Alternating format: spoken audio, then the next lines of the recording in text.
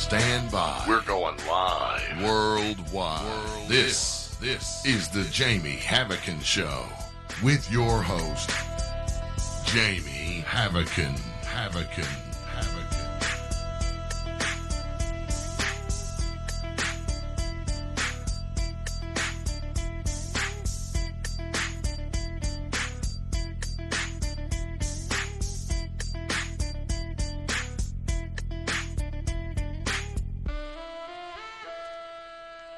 Alright guys, this is the archived version of the show I conducted with Raymond Warren, witness of an experience that happened to him in 2004. Then his neighbor, he found out, took a photograph of an object at the same time he had this very strange experience. I edited the whole show, I had it perfect, but there was a problem in renaming it in the FTP folder, which made it a text file. So right now, we are just going to go straight to the interview.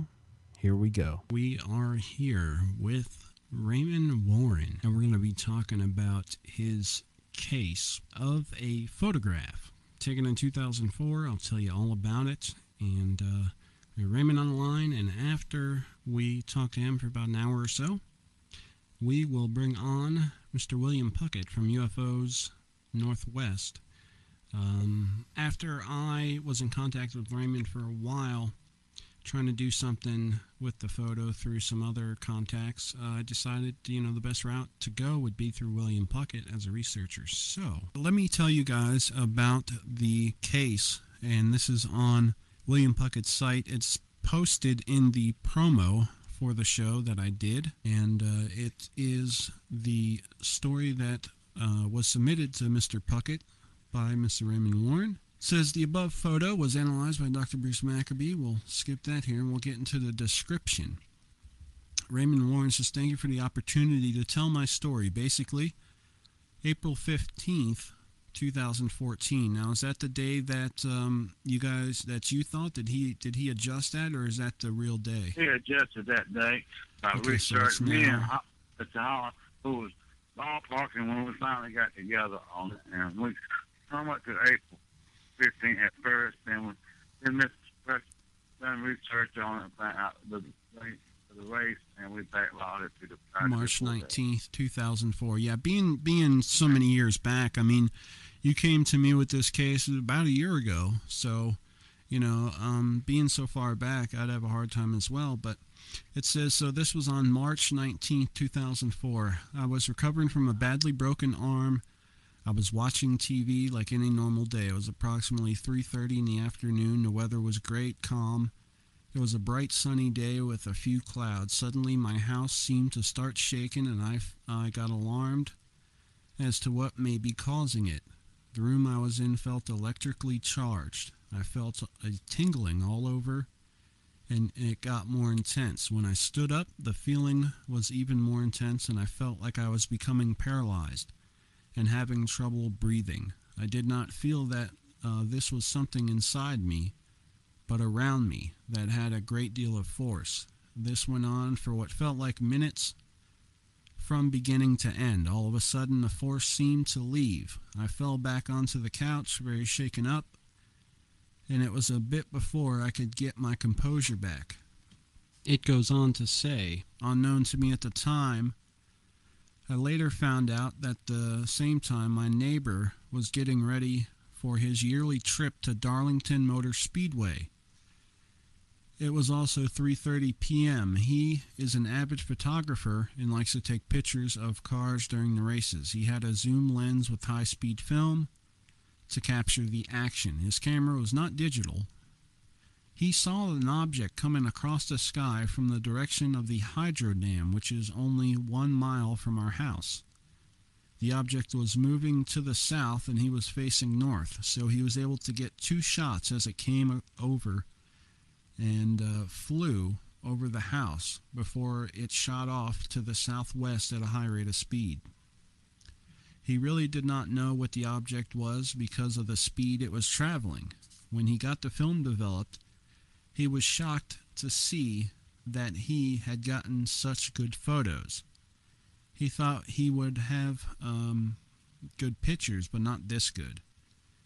It cleared any doubt in his mind of what he had seen. As soon as he got the film developed, he showed me the pictures, and we put two and two together and what had happened at my house.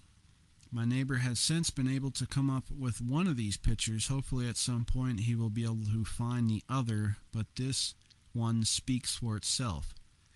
Raymond says he's lived in South Carolina his whole life. He served in the Navy on the aircraft carrier USS Lexington during the Vietnam era, but he has never heard anything about something like this. And Raymond says he hopes this information helps, and this was just a reporting he submitted to William Puckett, and there's also other information, additional information sent by Raymond. It says that he's very pleased with Mr. Puckett's response. He knows the picture to be authentic, as it is what happened to me. I spoke with my neighbor. The camera's specifications are a Mantola X3A SLR model, 65 by 300 zoom lens using 400 speed film with a shutter speed of 1/25th of a second or 1/150th of a second. He said hopefully he will be able to find the additional photo. Since we are at this point, I would appreciate being able to speak by phone. So you and Mr. William Puckett talked over the phone. What happened when you guys first discussed this on the phone? Did he call you, and what you guys, how'd the conversation go? Well, I told him you had got in touch with me with something to get in touch with him with. And then he asked for the photos. I sent him the photos. Then he analyzed them and sent me his opinion about it was, if it was authentic, it was genuine flying saucer, and this was great in his first letter. And then he went on to say, the more I talked to him, the more he believed it to be true, that he was looking at an authentic flying saucer, and a classic flying saucer at that. And last night, he understand he had to file classic flying saucers, and this is one went in his file. And then one of your letters saying he was very rigid about investigating his field and thorough. His opinion ranks high in the field of ufology. Oh yeah, that's why I recommend it very much. Yeah. Now, how this happened basically was, you had contacted me after contacting, I believe, trying to contact Bill Burns at UFO Mag. I was producing the show, and you had called in and left a voicemail, and I called you back, and at that point everything was going really good. That was right before my surgeries, 2013. Just only days before, and then we lost track for a couple months while you were sick, and we got back on track after you recovered some, and here we are today, where we're at today. We're just staying together. Yep. And Raymond has sent me a high-quality copy of the photo, which I have to say is amazing. Unfortunately, it's been quite a while. It's been 6 months or so, and I've done a lot of rearranging and moving stuff, and I know I've placed it someplace safe. I just don't know where. So I've been looking for it, and hopefully I'll find it.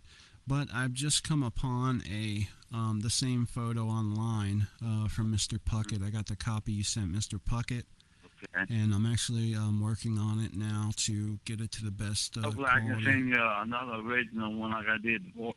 You can't That's find okay. yours. This one here is the copy that you sent to Mr. Puckett with some adjustments here on my end, just with contrast.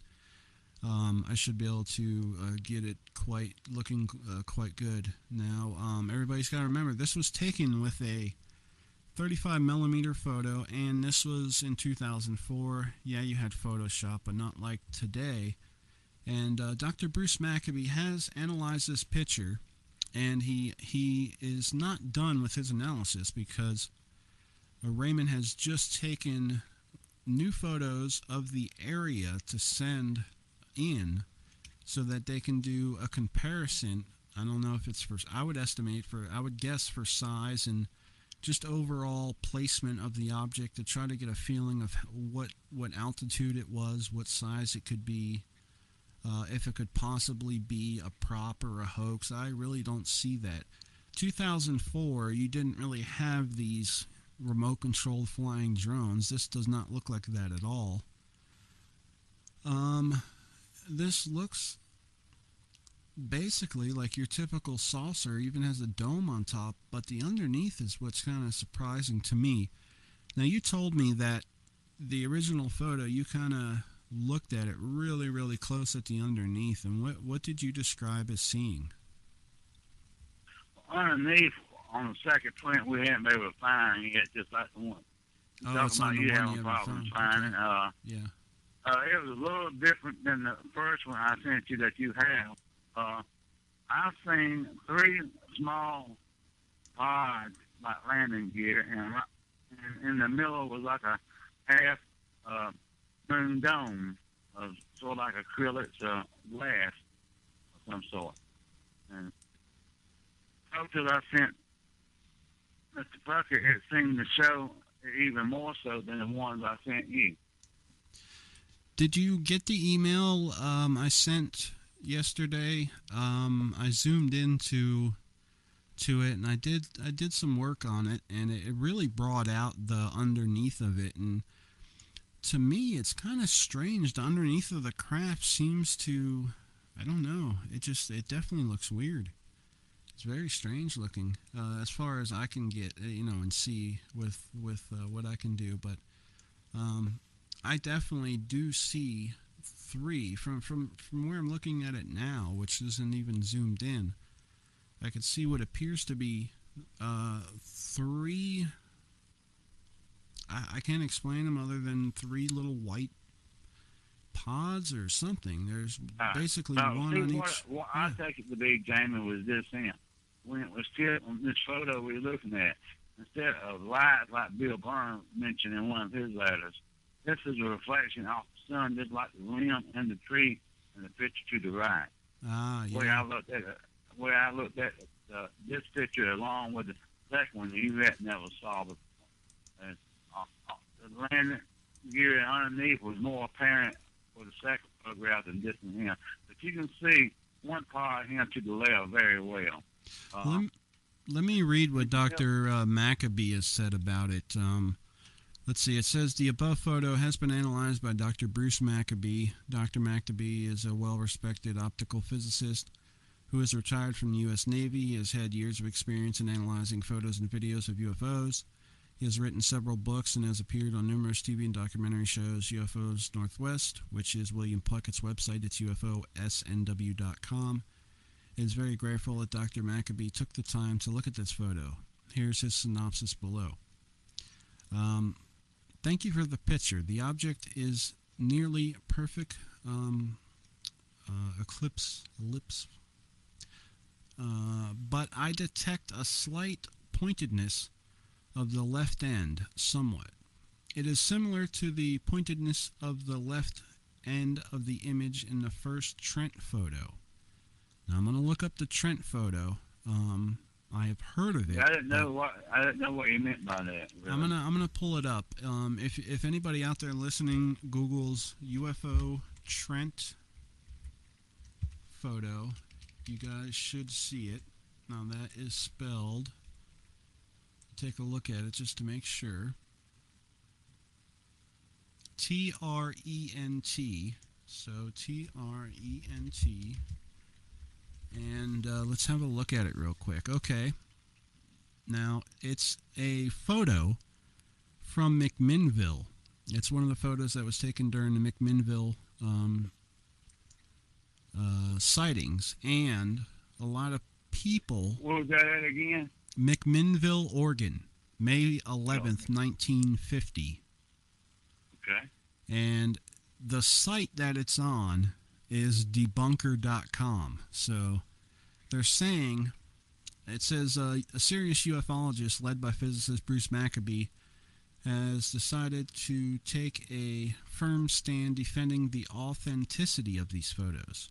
So he is saying that these photos are authentic. So he is saying that your photo is like this photo, which people are claiming is a hoax. But Maccabee's defending that. He says, however, it should be noted that Maccabee's photographic analysis has also ambiguously validated the Gulf Breeze UFO photos of Ed Walters, which are widely rejected as a hoax, even by many UFO believers. So I don't know. I've never really heard too many people claim that. So he's comparing this and him to a 1951. Yeah, May 11th, 1950. It's a very known case, McMinnville, Oregon. The McMinnville case, and that's McMinnville.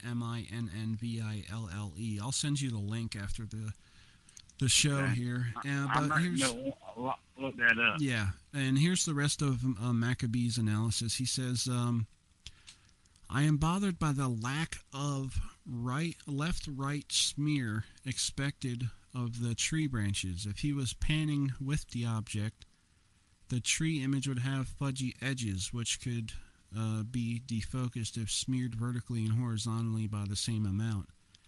The UFO edges are fuzzy all the way around.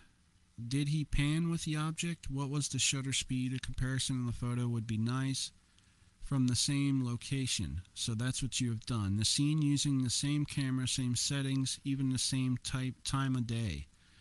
You don't have to wait until March. We would like to know how sharp the images are of the branches under steady conditions. Bruce Maccabee farther commented, I agree that more or less uniform fuzziness of the edges could be a result of relative motion, camera versus objects towards or away from the observer. Yet, at another angle, elevation, and placement of the image, I would expect a large portion shift in position of the object during the shutter time.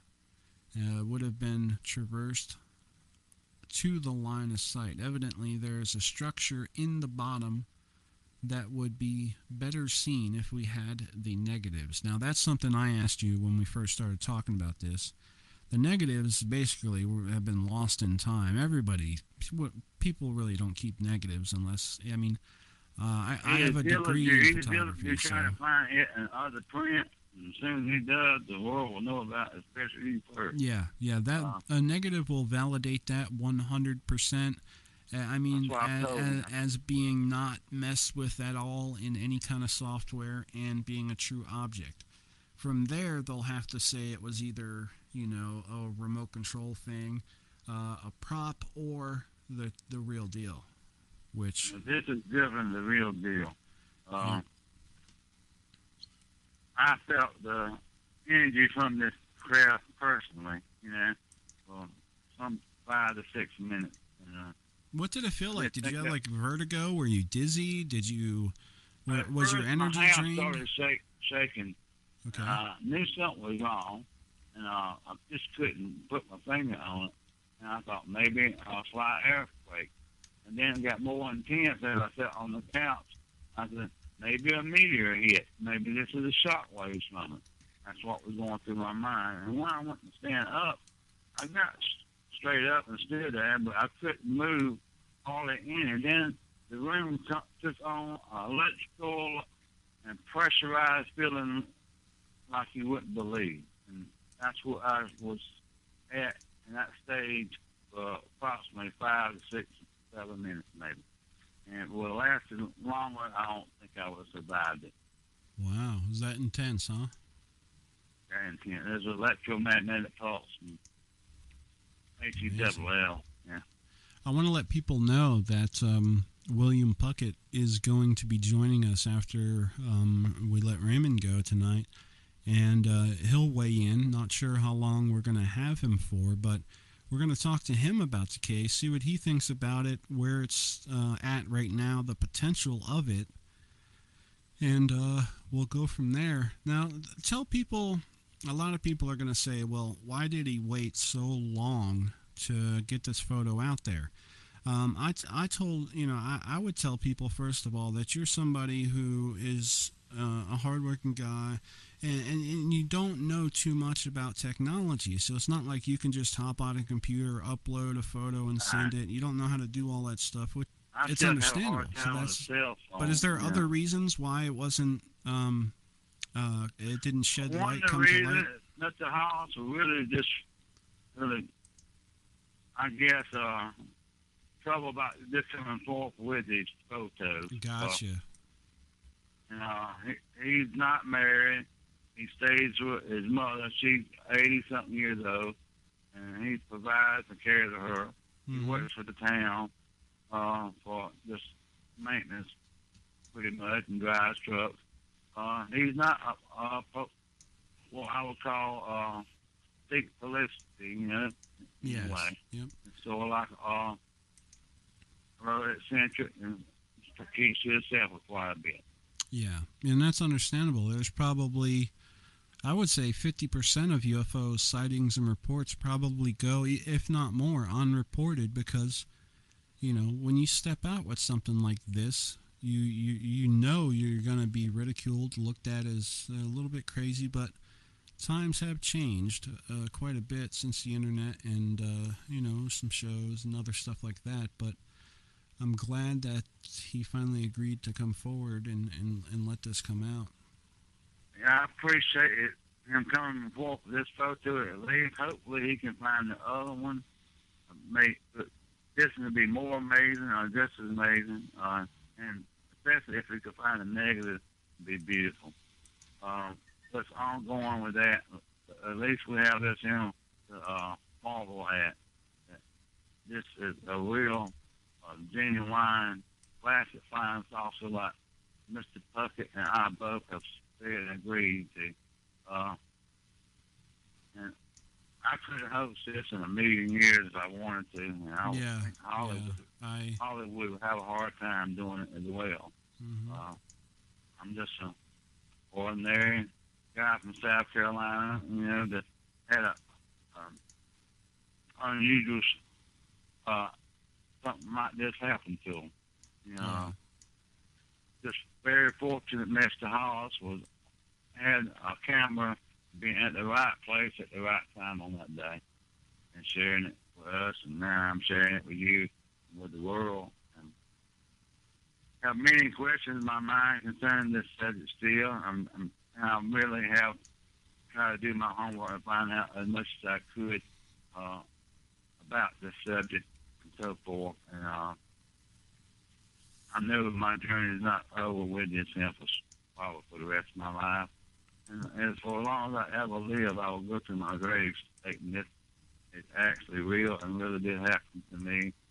And I can't say that much, Now, more than the area you live in, is there people nearby? Did anybody else feel the effects you did? Or? That's unknown right now. If anyone else saw this object, it's just about impossible for me to think somebody else didn't witness it. Yeah, same one. In a small town, and they are scared to come forward, I think. But 6 months prior to this, in Gaffney, right the road from where I live, another aerial phenomenon took place there. Slowly caught the treetops on fire.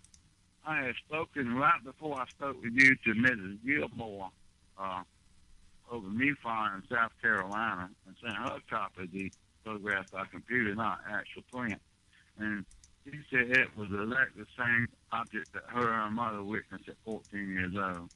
Oh, wow. And I haven't got back with Mrs. Gilmore yet because I've been, I guess, waiting for Jamie Havican to come along. Yeah, 2013. Everybody, I don't even have to mention it to my listeners. I guess this is destiny as well as lots of other things. Yeah, we'll see. I mean, this does have big potential, and I gotta say, this McMinnville photo is pretty impressive. I've been, while we're doing the show, I'm kind of looking at it and trying to sharpen it up in different filters, and I'm doing the same with the other. And I'm gonna send you a copy, and I'll post this in the archive of the show, so people could take a look at the photo and see what they think. What? But go ahead. I'm aware. Yesterday, I crisscrossed the state of South Carolina. I've been going all over the state of South Carolina all my life. Relatives and then I was in the terminating business. I've been throughout all 46 counties of this state. I'm 58 years old. I don't know of anybody ever coming forth with a photograph of this nature or a story of this nature. And I've talked to a lot of people in my lifetime, and personally know tens of thousands by name at one time, dead and alive in the state of South Carolina. I'm a well-known pool player in South Carolina. I'm pretty serious and humble veteran in person, and father of two and grandfather of one, and married to the same woman for 35 years. Was she around this day? Was she home or was she working? She was working at the time. I was by myself. Mm-hmm. When she got home, I really didn't know what to say to her. Yeah, I can imagine. But I didn't have anything to prove. I tried to find, after it happened, I tried to look at the radio, TV station and see if anything unusual had happened, phenomenally, to figure out what made it cause. About, telling everybody the sky is falling, Yeah. But could not find that on TV, relating to anything unusual. People I met for a while there never mentioned nothing unusual happening. So I was sort of like on the island by myself until Mr. Hollis come forth, and we share stories from now and then, and he shared this with me, and it's where it's been come to. I think the craft speaks for itself. It's so remarkable in your face on a clear sunny day. It's not lights in the sky at night. And there's other properties. Like one tree in particular I'm looking at right now in the photo. Some of it's gone, but some of it's still there, and they're identical to what's still there. Limbs are not broken off, but identical and matched. And just about be impossible to cast sunlight on the craft I'm looking at in the tree as well. And that perfectly, certainly I can't do it. I'm there, assure you that Mr. Hollis couldn't do it either. Mm-hmm. I can only guess where the flying thoughts will come from, or future lies in store for ufology and the world as a whole concerning this subject. Is there any Air Force bases close to you? Is there any military bases nearby? Fort Jackson is the closest one. Then you got Shaw and Sumter Air Force Base, and you got McIntyre. There may be one or two more. You got Fort. What did I live next to in North Carolina? Fort Bragg. That's pretty far from you. Yeah, that's pretty far from you. That's around Fayetteville over there. I was close to another case here concerning Mr. Bless. He was fishing with some of his friends and disappeared for 2 hours and stuff. Really? And witnessed unusual creatures, he claimed. So the witness who photographed this has had other encounters. Is that what you're saying? The guy that took this photo has seen other UFOs? Oh, I've witnessed, I would say 74 or the beginning of 75, right there at the beginning of the year changing. One night, right out in my hometown, basically, I seen some lights on the ground. Not knowing what they were, I saw it was a vehicle that went off the road, but when I got there, it was a circle of lights. But I couldn't hang around long because the girl I was with was getting really hysterical, and something we just left and never tried to remember again until this happened. And when I was just a child, around 9, my grandmother, which never smoked, drank, done anything of the sort like that, mentioned to me on 2 occasions about seeing a flying saucer outside of Lexington, which is around 20 miles from my hometown, by my grandfather. And my grandfather muffled there both times for finishing the story and telling me. And yeah, as far as I know, he told no one else in the family ever other than me. Interesting. I was the last person to ever feel alive in the family. What year was that? 73. That you've seen something, and then I'm thinking, and then she's seen something. 75. I'm thinking January 75, somewhere like that. Okay. So recently you took these new photos for William by his request. The person who took the photos, what's his name, Mr. Hall. Mr. Hall. Okay. He no. What is that? How is it pronounced? Hollis. Okay, gotcha. Hollis. He no longer has the same camera that he took this photo with. I mean, that's a long time. I think he had the camera, but you just can't find it. Yeah, or not operable. Right. But you were able to find a camera very similar and take photos of the area. Now, looking at the area now compared to what we see in the photo, is there much change? Are the trees taller, anything cut down, or is it pretty much still the same? What has happened in the 9 years or so since the original photograph, there's been some small pines grow up underneath some of the light lines that you see in the original photograph. Okay. To the left, there's some more trees that's come up side the road that hide some of the background in the original photograph. But since this time of year, you can make them out through the trees with the leaves being off of them. And there's another tree straight on to the right in the original photograph. I don't know if it's a birch tree or somewhere along those lines, sycamore, something like that. But it was dead on the day of the photograph in 2004. What I did, went back with this high resolution Canon with zoom lens, and it's ESO Rebel K2 Canon zoom lens, and with 800 film, and took photographs of the tree I'm in question with, and the background, and the lines showing the growth of the two pines underneath the light lines you see in the original photo. Yeah.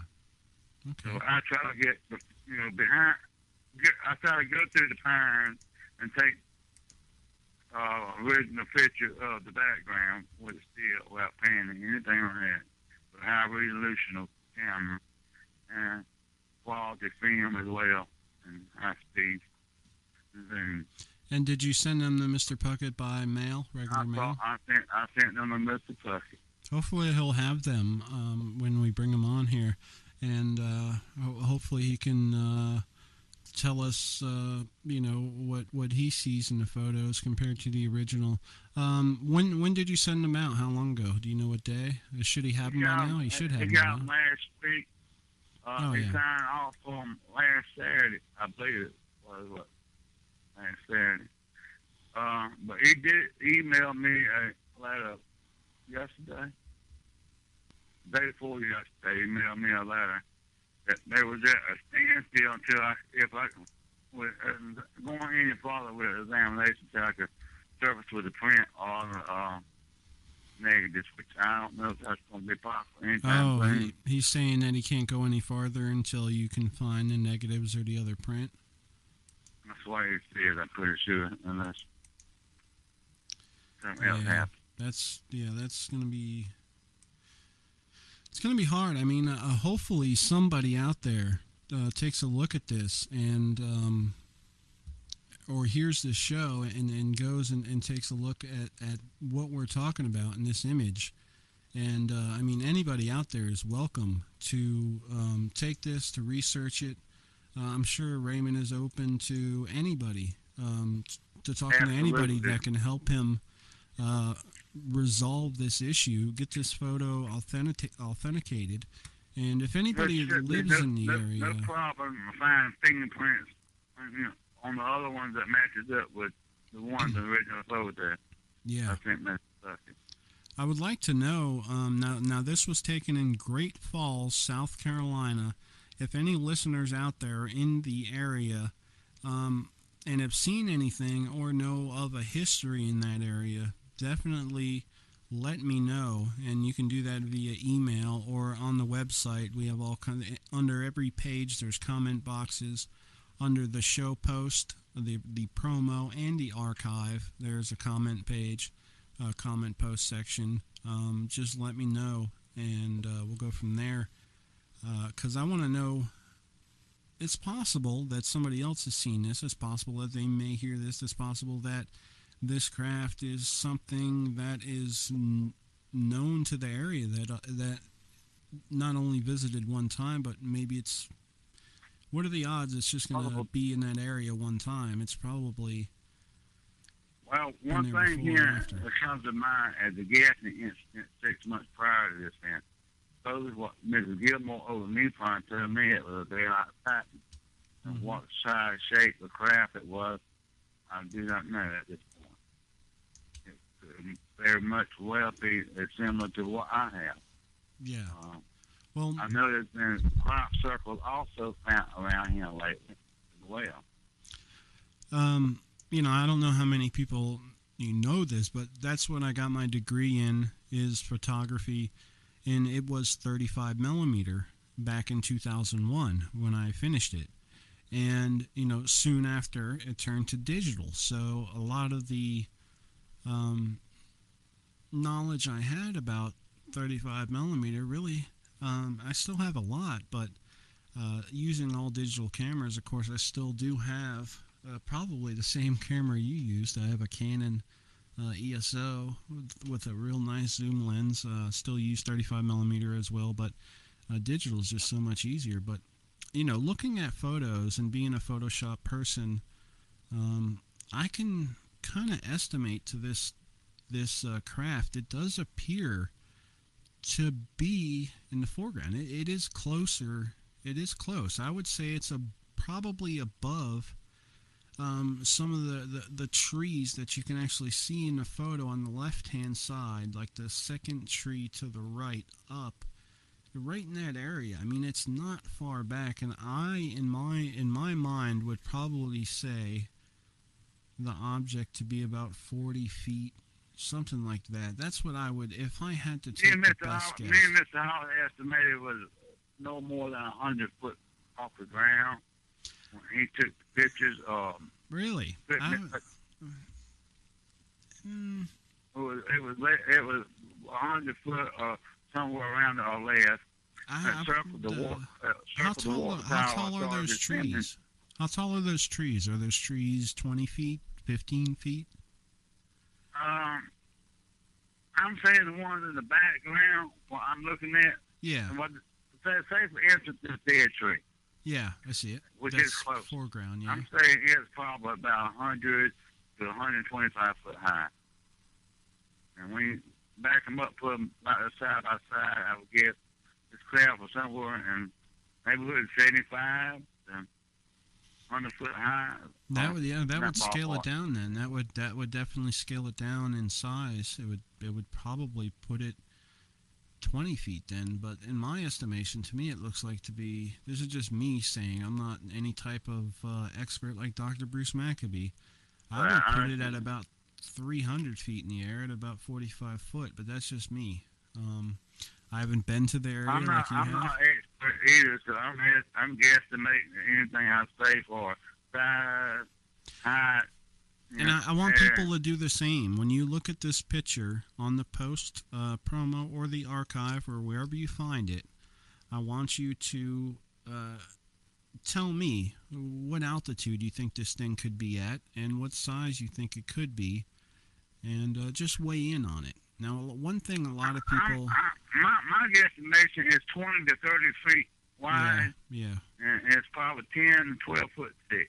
Yeah. And it's probably, I'm saying, 80 to 100 foot in the air. It's behind the light lines, I guess, maybe 100 feet, maybe 150 feet. Yeah. Like that. And then, at this time, it took a right turn, come around a water tower, then started descending lower to the ground and approached my house. Gotcha. Stayed there hovering maybe 5 minutes, then was gone to the southwest at alarming speed. and sprinkled with iron. He didn't know how many photographs he had got of it, how good ones. He went on to the race, and he was already running a little late, I think, already, and didn't know who to share it with or what he really to say until he got the film developed. Mm-hmm.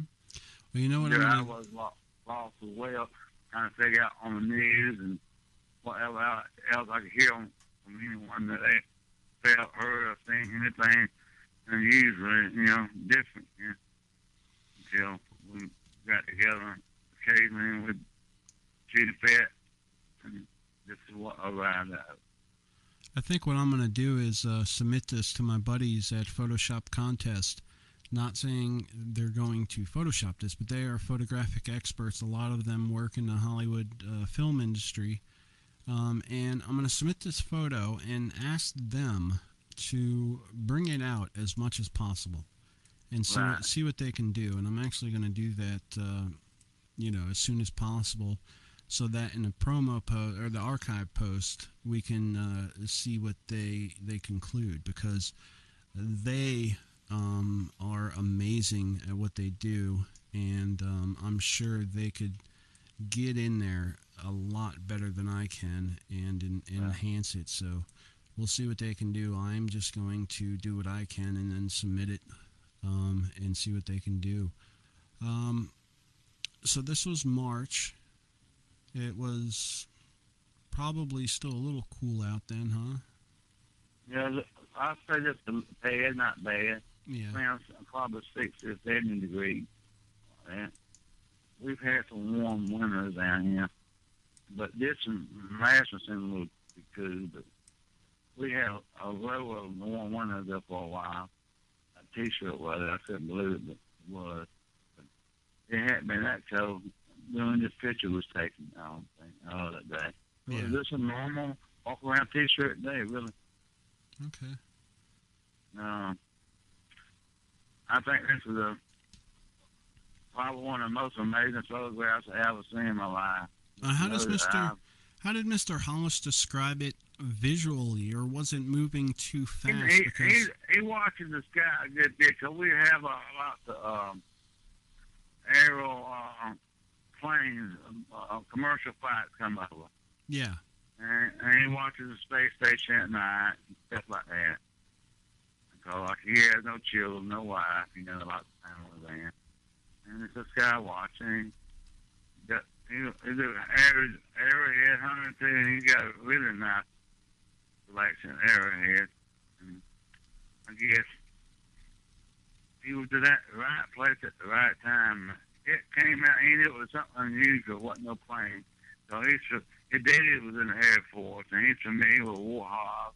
Sometimes they do exercises around the damn warhogs and some military planes. But, this is not none of these. We've never been around. This is totally different. Well, it comes from back to a dam, and I've heard in the past that these things like big power plants, hydro dams, and such. Yeah. Now, I'm going to read, there's been some comments on William Puckett's post. Let's see what people are saying. The guy says, thanks for the report. It is much appreciated. Okay, here's a... Now, I've never read these. Okay, I have to say that this is indeed a good picture on its face in that, compared to most such pictures of UFO phenomenon, they are either too distant, too dark, out of focus, etc. Yet even as relatively clear as it is, there is not much that can be actually determined, i.e., etc., how big it is, how close it is, it's casting a shadow, but all of that said, this photo is about as clear as the daytime photo that someone accidentally took of a similar object in daylight hours over a mountainous area, and it's proved to be of great interest to several UFO investigators, to include Dr. Peter Sturrock. I'll have to look into him, maybe try to get him on when writing his book, The UFO Enigma. Also, the object in this South Carolina photo is quite similar to one picture that is included on your website's home page, the first one on the left. and it was taken in Southern California during daylight hours. I would hope that this picture draws the proper attention as that given Dr. Bruce Maccabee, the photo analyst who has done so much work in the UFO arena. So that's a pretty good comment. And another guy, not going to name these people's names even though it is public. At first glance, the power lines, which are apparently close by, are out of focus, as are the trees at the distance. That should mean the object is closer than the power lines and is likely rather small. Another person just comes out and says they believe it's a fake. There's no heat reflecting off the saucer. Now this is funny. I did read this one. Now somebody there's one last comment, right? And then somebody says, "Wow, there is no heat reflecting off the saucer? What do you mean? You know, like how does a UFO reflect heat? Do they know what kind of power source it has? This thing, according to some research I've done on like Ed Fuchs's TR3B and how it works, it actually cools mercury plasma to negative 100 and something Kelvin, very, very cold. So I feel like the critics, by looking at this film, they don't want to believe what they're looking at just because they don't want to, and they will invent anything they can to try to debunk this. Yeah. But I think this is so much in your face, it's undeniable. You know, and Hollywood would have a hard time recreating. Now, people want to find this post. Say you're listening to this, and it's a replay in the future. You know, this show is airing January 19th, 2014. So say you're in the future and you want to look this up. It is on UFOsNW.com. Let me have a look. And the title of the post is March 19, comma. Will you repeat that again for me? Yeah, I will. I'll give you the link. Great Falls, South Carolina. So if you do a Google search on that, listeners, in the future, you should pull it up, or you can go to William Puckett's website, and he does have a search in there, and you can just type in the search bar, South Carolina. You can actually go state by state. He is one of the most thorough researchers out there, and that's why I've interviewed him so many times, and most researchers would not have thought. They would have taken the witnesses' time and day, you know, or time and a date for granted. They would say it, but no, he goes back and he looks up the race back in time, and even adjust it to the correct date. So you know, he does more than what's needed, and his reporting line is so great because people can call and they can leave their report on a voicemail, or they can just call in and he'll answer and report. So he has a lot of audio reporting. It's just a great website. Again, that's UFOsNW.com. All right. Anything else you want to say about this photo here and the case? I really cherish Mr. Puckett's opinion, especially when he says, I received the photos today, and thank you for so much for sending this. This is authentic. I believe it is. It will authenticity. And you have a photograph of a genuine flying saucer with double authenticity. Mm-hmm. And he goes on about find the other positive and the negative, if you can. And if I hear anything from Dr. Maccabee, let him know. Yeah, and there's some more in the post too. I just want to let people know. And he goes on to say, the more I talk to him, the more he believes I'm telling the truth. Yeah, and I have to say that too. Me and you have probably talked over 20 hours in the past year. And I got to say, I believe you 100%. Why would you be pushing this so much and just by knowing your personality and your type, I can tell I would push a crawl like this in no way, shape, or form. Yeah. When it's real, I was standing by it till the day I died, but it was a thought. I wouldn't even take 2 turns, seconds of my life out with it. But well, let me actually be happen to me on that day and actually be taking a photograph of. Now, hopefully one day we can get the other photo as well. Now, here's some additional stuff. Another report, Mr. H, which is Mr. Haas, is not a computer guru. He doesn't own a computer.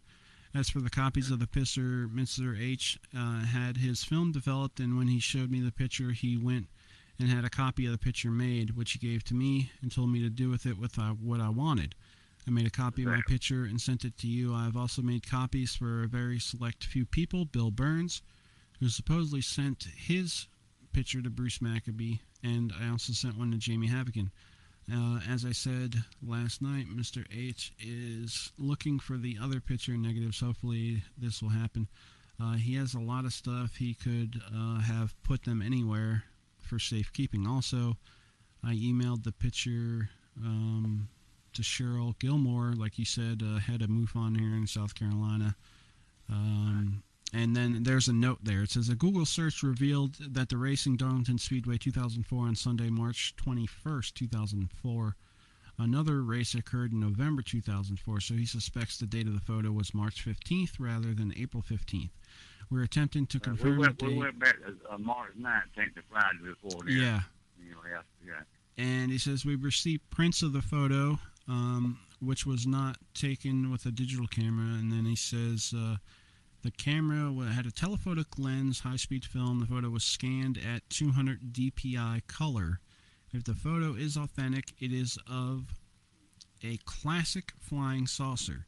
It is important to note that the object was seen by the photographer and not found in the photo. In addition, it should be noted that strange effects occurred within a mile of where the photo was taken at the time of the photo.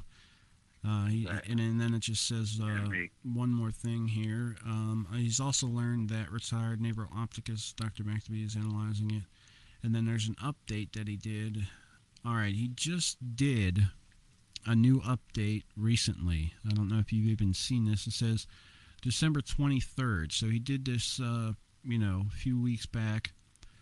Data analyst David Mason writes, I am 100% certain, this is not good, but that this UFO is a hoax. If you look at it, the tree branch closest to the camera at the right corner at about 10 feet, they're more in focus than the more distant trees that are out of focus. If the camera lens had been properly focused at the more distant trees at 300 to 400 feet would be in focus at a particular field of view. I tested the focus blur and it is linear. It is not caused by camera shake or directional motion. Since the camera focus was set for a short distance and the object of interest is in sharp focus, it is conclusive that the object is relatively close to the camera.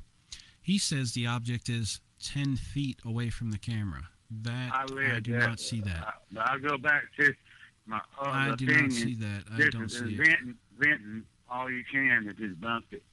Yeah, and then he goes and says, I did not find suspension wires, but this image could be produced with a balloon, an aerial remote UFO model, or a tossed frisbee object. Yeah, it looks like a frisbee. Yeah, ridiculous. I mean, that them 3 things like that blows him out of the water for us. It's like the old 1950s hubcap trick, That's what they're thinking. Yeah. I mean, we both know that is ridiculous, and I think he does. He just tries to come up with something ridiculous scientifically as well as stupid for what I'm saying. Yeah. Yeah. But he does say what's interesting about this photo is that our selective perception of the object is altered by the power lines just below it. When the power lines are removed in Photoshop, the object looks more like a thrown hubcap. Oh, I just said hubcap. I swear I haven't read this before. See the attached photo with the power lines removed. Okay. I'm just gonna blow this up in Photoshop so I can take a look. Okay. I read that also, Jamie. This is crazy.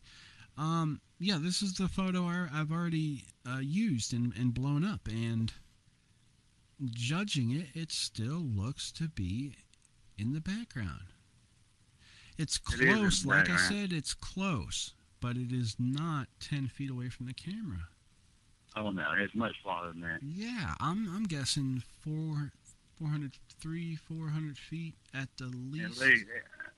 At least 200 feet. Yeah, I mean, but you know, like I said, I'm not a way up there expert. I have a degree in photography, and I did an apprenticeship through a newspaper for a couple of years, and I was the main photographer for a newspaper for a couple of years, but that doesn't make me a genius with photographic analysis. So that's why we're getting this out there. I think our child can even look at this and tell you what it is. Yeah. Oh, yeah, for sure. I had my 6-year-old grandson looked at it one day. I don't know if I should show it to him or not. I said, "What is this?" He said, "That's a spaceship." I said, "What you mean?" Then he said, "That's a flying saucer." I said, "Ain't that something?" You know, I could bring my niece in here, who's 8 years old, and see what she has to say about it. Why don't we do that? Yeah, it would be remarkable what she said. Let me go get her. I just want your opinion on a photo. Okay. All right, talk into it. Testing. 1, 2, 3. All right. Let me blow this up a bit. I want you to tell me what you think this object is. Let me zoom out a little bit so that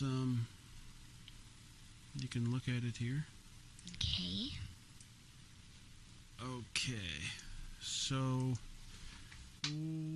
what do you think we're looking at here? And do you think that it could be a frisbee? How far away do you think it is? What do you think?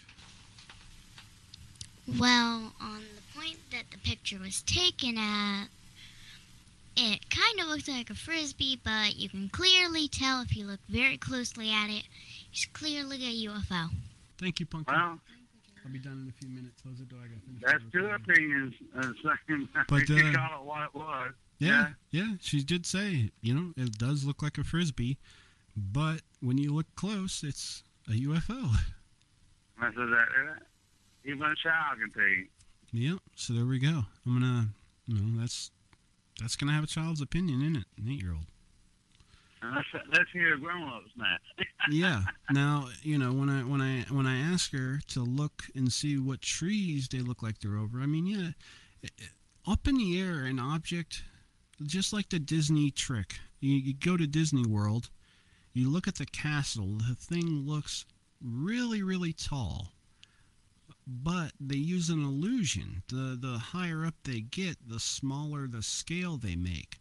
So it appears to be a lot taller. So, but this photo here, just to me, if it was so close, there would be a lot more detail. I mean, if you look at the dead tree, you can see quite a bit of detail. I feel like if you had a regular camera, not a zoom lens, a speed film, it might have been 10. It would have to be more than 10 feet. The power lines are 15, 20 feet in there. This is another, 20 or 30 feet behind it easily, at least. That makes it 50. I'm talking, it's got to be farther than that. So we're talking 100 to 200 feet away behind the power line.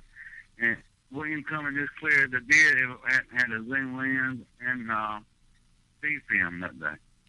I'd like to know where this guy, let's see here, who did this analysis. Let's see, David Mason. I'd like to know where he got the copy. William must have sent it to him to analyze as well, because there's no copy on the website, only the copy that it looks like William tried enhancing and he circled with an arrow, NASCAR, that one. And it would be quite hard to take out the text in the circle and make it all blend in. I can tell he did not do that with this. I could tell that this is just the original photo and him taking the power lines out. I can actually see where the power lines used to be. I can see the clone. If I zoom in, I can see where he cloned the power lines to the background. I can see the duplications. So, but like I said, I'm going to submit this to Photoshop contest. to some of my buddies over there, see what they say, because I'm telling you, there are top-of-the-line Hollywood people there. These are people that make movies. You don't believe me, go to photoshopcontest.com. I appreciate it, and we'll definitely, we're gonna do another, whether it's a segment or a show, because eventually people are gonna weigh in on this. Our listeners are going to weigh in on it, experts, Puckett, Bruce Maccabee after he gets the other photos, and the people at Photoshop Contest, and we'll do another segment and update our listeners when we have more stuff. Now, anybody who wants to possibly, if you're a researcher and you want to get in contact with Raymond, email me, and I will pretty much filter it. I'll be the filter, and I'll say, look, yeah, this person is equipped enough and is a researcher and has a talent to take this on, and I'll put you in contact with Raymond. So you can email. I'm willing to talk to anybody about this subject. So they can any time, a reasonable time a day. Yeah, they can email me. Let me give them out my email address. It is JHBN.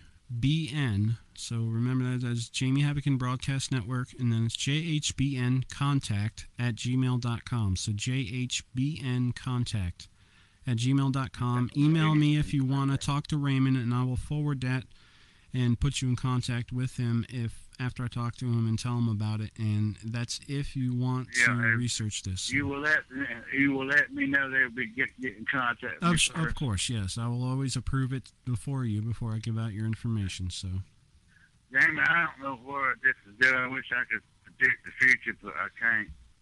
I wish I could. I feel like we really got an astounding story and outstanding photograph on our hands, and whoever takes us, we both deserve it, I feel like. All right, well, our time is up, and I appreciate it, and we will see what happens. And everybody stay tuned, because Mr. William Puckett is going to weigh in, tell us about his thoughts on the case, his research into it, and what he thinks. So all that and more right after this break. Don't go anywhere. It's a short break. So hold tight, we'll be right back. You're listening to The Jamie Havican Show right here on JamieHavicanBroadcasting.net. Remember, you can interact in our chat room, so if you're not in it, come on over and join us. JamieHavicanBroadcasting.net, and look in the menu for Radio-Listen. Click on that tab and you'll see the chat.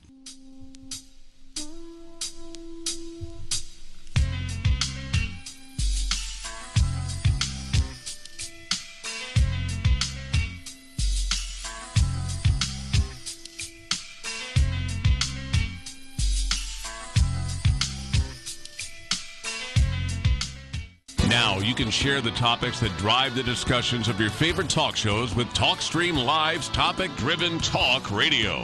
List and promote real-time talk radio topics, or post the topics that you want to hear. Hot topics are tweeted and retweeted, and include simple click-to-listen audio links. The future of talk radio is topic-driven talk radio. Available now at TalkStreamLive.com.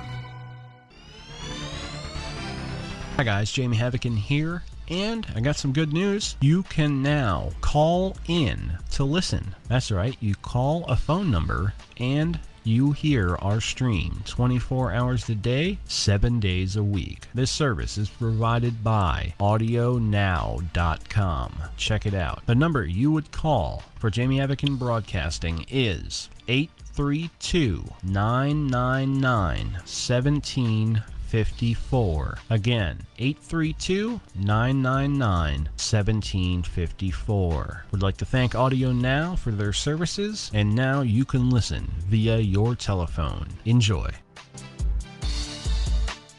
Hello guys, Jamie Havican here to tell you about this year's 2014 Erie, Pennsylvania MUFON Conference being held at the Erie Bayfront Convention Center Saturday, April 26th, 9 a.m. to 7 p.m. Guest speakers include Rev Swoop, who's known for Slender Man, John Ventry, known for UFOs over PA. Then there will be a lunch. After lunch, Travis Walton, known for the movie Fire in the Sky and his abduction. Richard Dolan, after Disclosure. Then Michael Lee Hill. He is known for the Lake Erie UFO videos. Some proceeds this year will be donated to the Erie Homes for Children and Adults. Last year, this conference helped donate over $2,000 to the Bethany Outreach Center. Check this out and all the other conferences being put on by MUFON PA at www.mufonpa.com. You can call them at 724-836-1266. 724-836-1266 for this year's Erie, Pennsylvania MUFON Conference. I am Jamie Havican.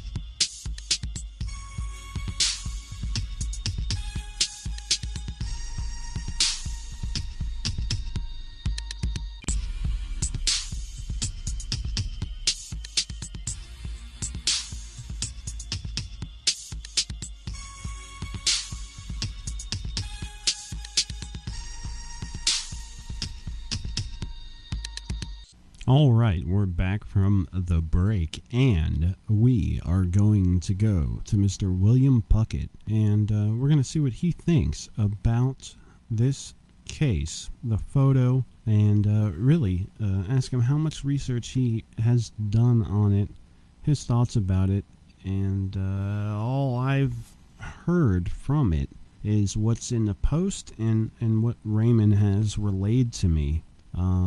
Just got to understand Raymond's really enthused about this, and we'll see. We'll get Mr. Puckett's thoughts on if this photo is going to go anywhere, or if it is just one of thousands that are out there that just sit there. And I will also let you guys know, I've already got some feedback coming in from Photoshop contests.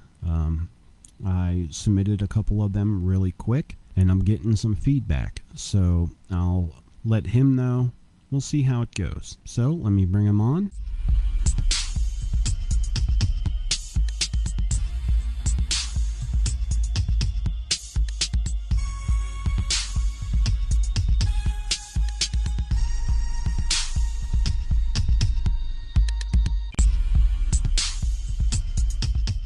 All right, we have William Puckett here with us, and I want to thank you for taking your time to come on and talk with us tonight about this case. We want to get your perspective because you've researched it more than anybody has, and we have been talking a lot about the research you've done and the post on your website. Thanks for coming on tonight on the show again to help us talk about this interesting case and photo. Absolutely, Jamie. Pleasure's all mine. I always like to talk about a good UFO case, and of course this one didn't happen recently. It's actually nearly 10 years ago. Yeah. In Great Falls, South Carolina. And of course, I live here in Montana, and we have Great Falls, Montana, which is one of our largest cities. So it kind of resonated with me, that name. But nonetheless, I have done a lot of work with this case, and I've had a lot of help from other researchers, and also I would call him the secondary witness, Raymond, who didn't take the photos but remembers the incident because it caused some fairly dramatic effects, apparently, that he associated the day that the object appeared. So he has sent out a lot of information, has been very cooperative. At this point in time, we really can't do much more. We have all we can get. The only additional information that'd be useful is if the original camera that was used to take the photo of the UFO could be used to take background photos, and if the negatives were found, that would put a lot more weight into the analysis and be more supportive of saying something definitive about it. Yeah, that's the first thing I asked him when he contacted me. As I told the listeners earlier, he contacted Bill, and because I was producing their show, he called in and, you know, basically went from there. But that was the first thing I said: do you have the negatives? Because after high school, during high school, I started doing an apprenticeship in photography for the local paper. And then in college, I took photography in 35 millimeter, and you know, I got out in 2001, and then it just switched to the digital age. So you kind of lose a lot of that knowledge over the years using all digital, but I still have a 35 millimeter, so I was able to look at it a little bit. But that's one thing I asked him, you know, why it took so long, and he says Mr. Hollis, who is the man that took this photo, is kind of, you know, he doesn't want to come out and forward. I guess that's why Raymond's talking and not Mr. Hollis. So now Raymond, I told him, I said, once we hit a point where he was just calling me, there really wasn't much I could do. I was going through stuff. I said, the best person I can think to submit this to would be Mr. William Puckett.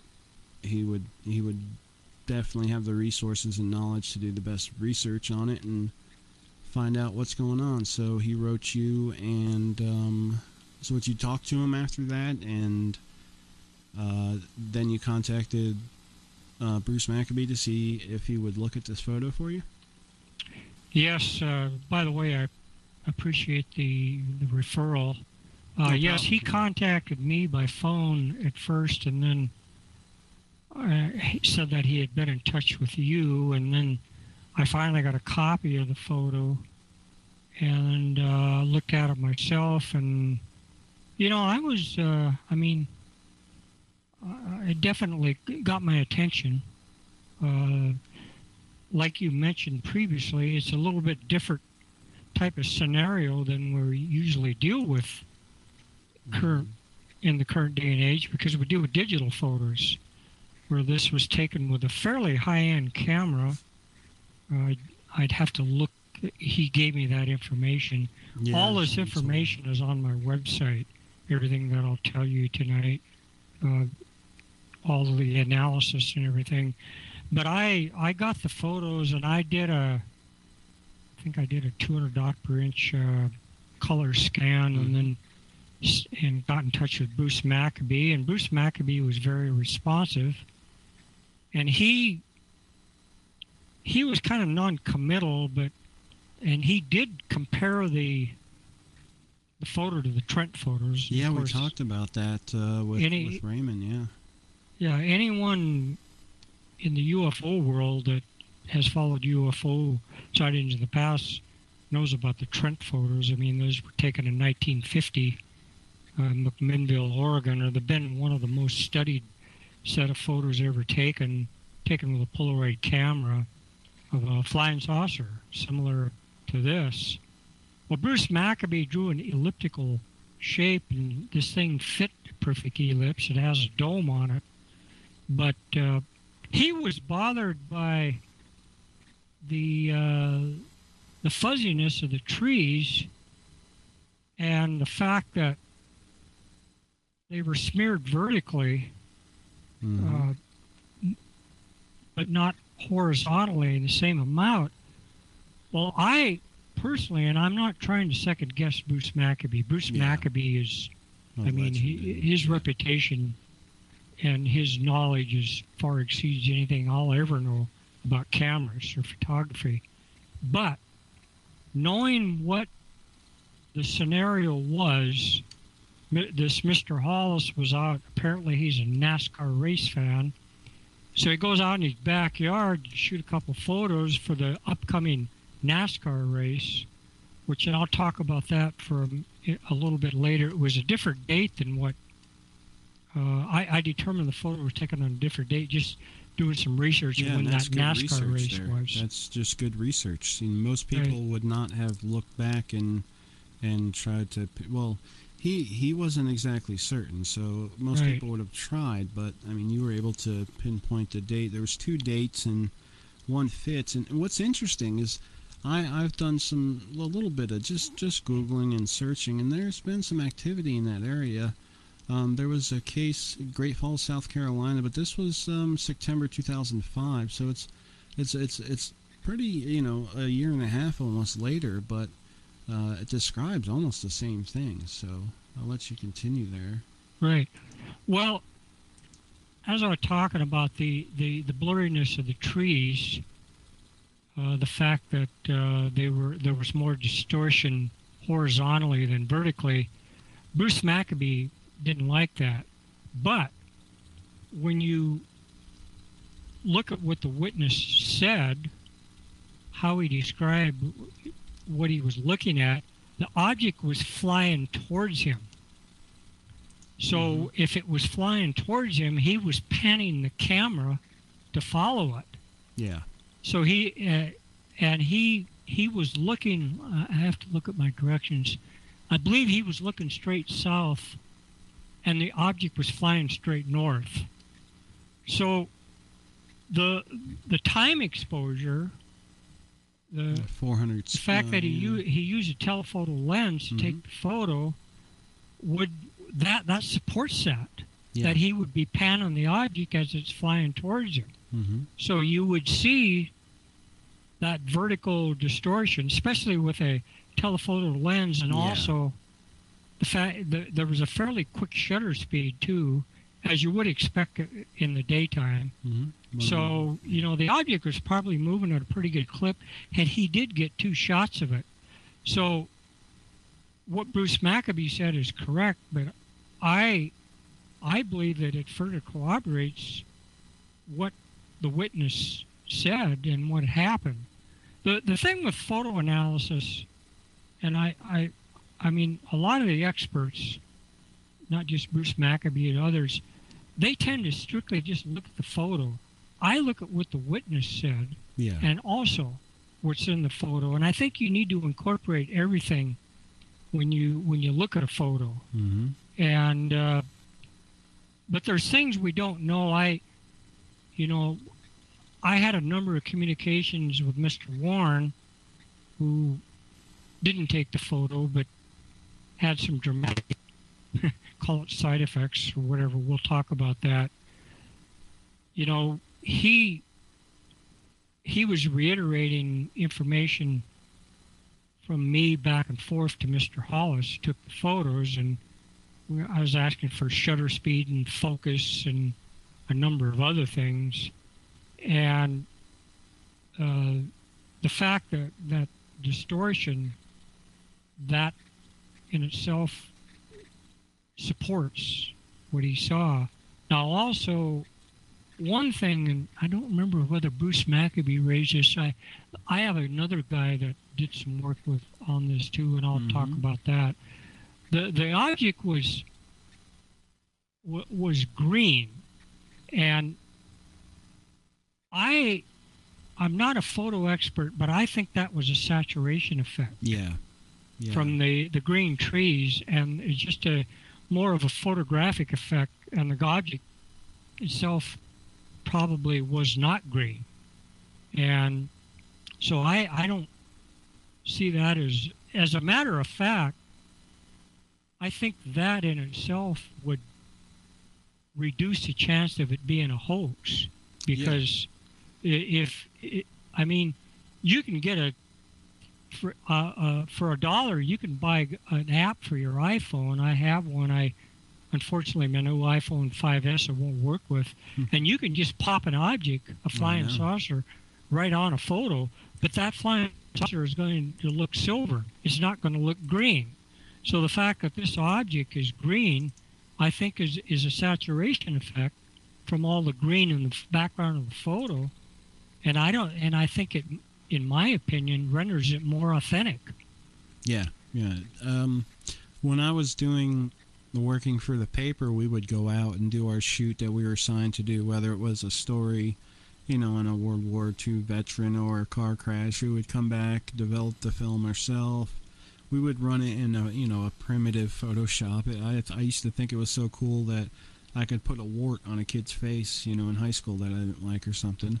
And, you know, it is true that when you develop these things, you know, the colors will blend. The saturation, the color's going to blend. And it also could be just, you know, in development, most of the photo is green. So besides the sky, and it has this, you know, strange color to it. So I actually took the photo, the exact same photo, and I attempted to fake a UFO over it. I'm going to show you my attempt of putting a UFO in that exact photo. You can take a look at it there. I pasted a link in there. And I just, I looked for a UFO, and I just pasted it in there. Nothing too extensive, but, you know, you can definitely see it doesn't match the background. It doesn't go with it. And one thing about Raymond is he is not technical savvy at all. Matter of fact, his wife, they just have a tablet, so most of the time, if I give him a link or I tell him, hey, you know, this is up or that's up, he has to put her on so that I can tell her how to get to it or stuff like that. So the chances of him actually hoaxing this with some type of software is very slim in my eyes. But and other people say, your other analyst that you're talking about, he claims the thing could be as close as 10 feet, and I don't know, it's just really hard to judge distance and stuff like that. That's why I wanted to ask about. Raymond said that he was asked in there to take photos. He said that he got a camera as close as he could to the original, and he panned and he took shots. Did you get them, and what did they look like compared to the original? Well, the background shots weren't taken with the same camera. Yeah. So it's really hard to... Any comparison? You know, you need... The fact that was a telephoto lens was used, and a number, and you know, SLR the type of camera. It's very difficult to judge that. What, you know, whether, you know, based on background photos. I'm looking at your hoax here, and I can see. I mean, you just kind of supported what I just said about the saturation. Yeah. I mean, you can just... if somebody was going to drop something in there, and like you said, I know Raymond is not tech savvy because he couldn't even. And I'm not criticizing. No, him, not a lot of people aren't. No. He couldn't even get the photos scanned and email them to me. And not that's bad, but it just tells you. And Mr. Hollis doesn't even own a computer. Yeah, and it seems. So, you know, so then the next thing you could say, well, did they throw something up in the air? I just don't think so. You know, that's possible, but there's no suspension string in there. Mm-hmm. You can do different types of analysis. It's not suspended from anything. I'm not sure if you looked at the very first link I threw in there, but I threw it up in Photoshop contest, and some of the people over there just did a little bit of work on it. Mm-hmm. And I mean, the one guy pulled that's out the one I'm on very now. Quick, Photoshop contest, and you can see he did another one.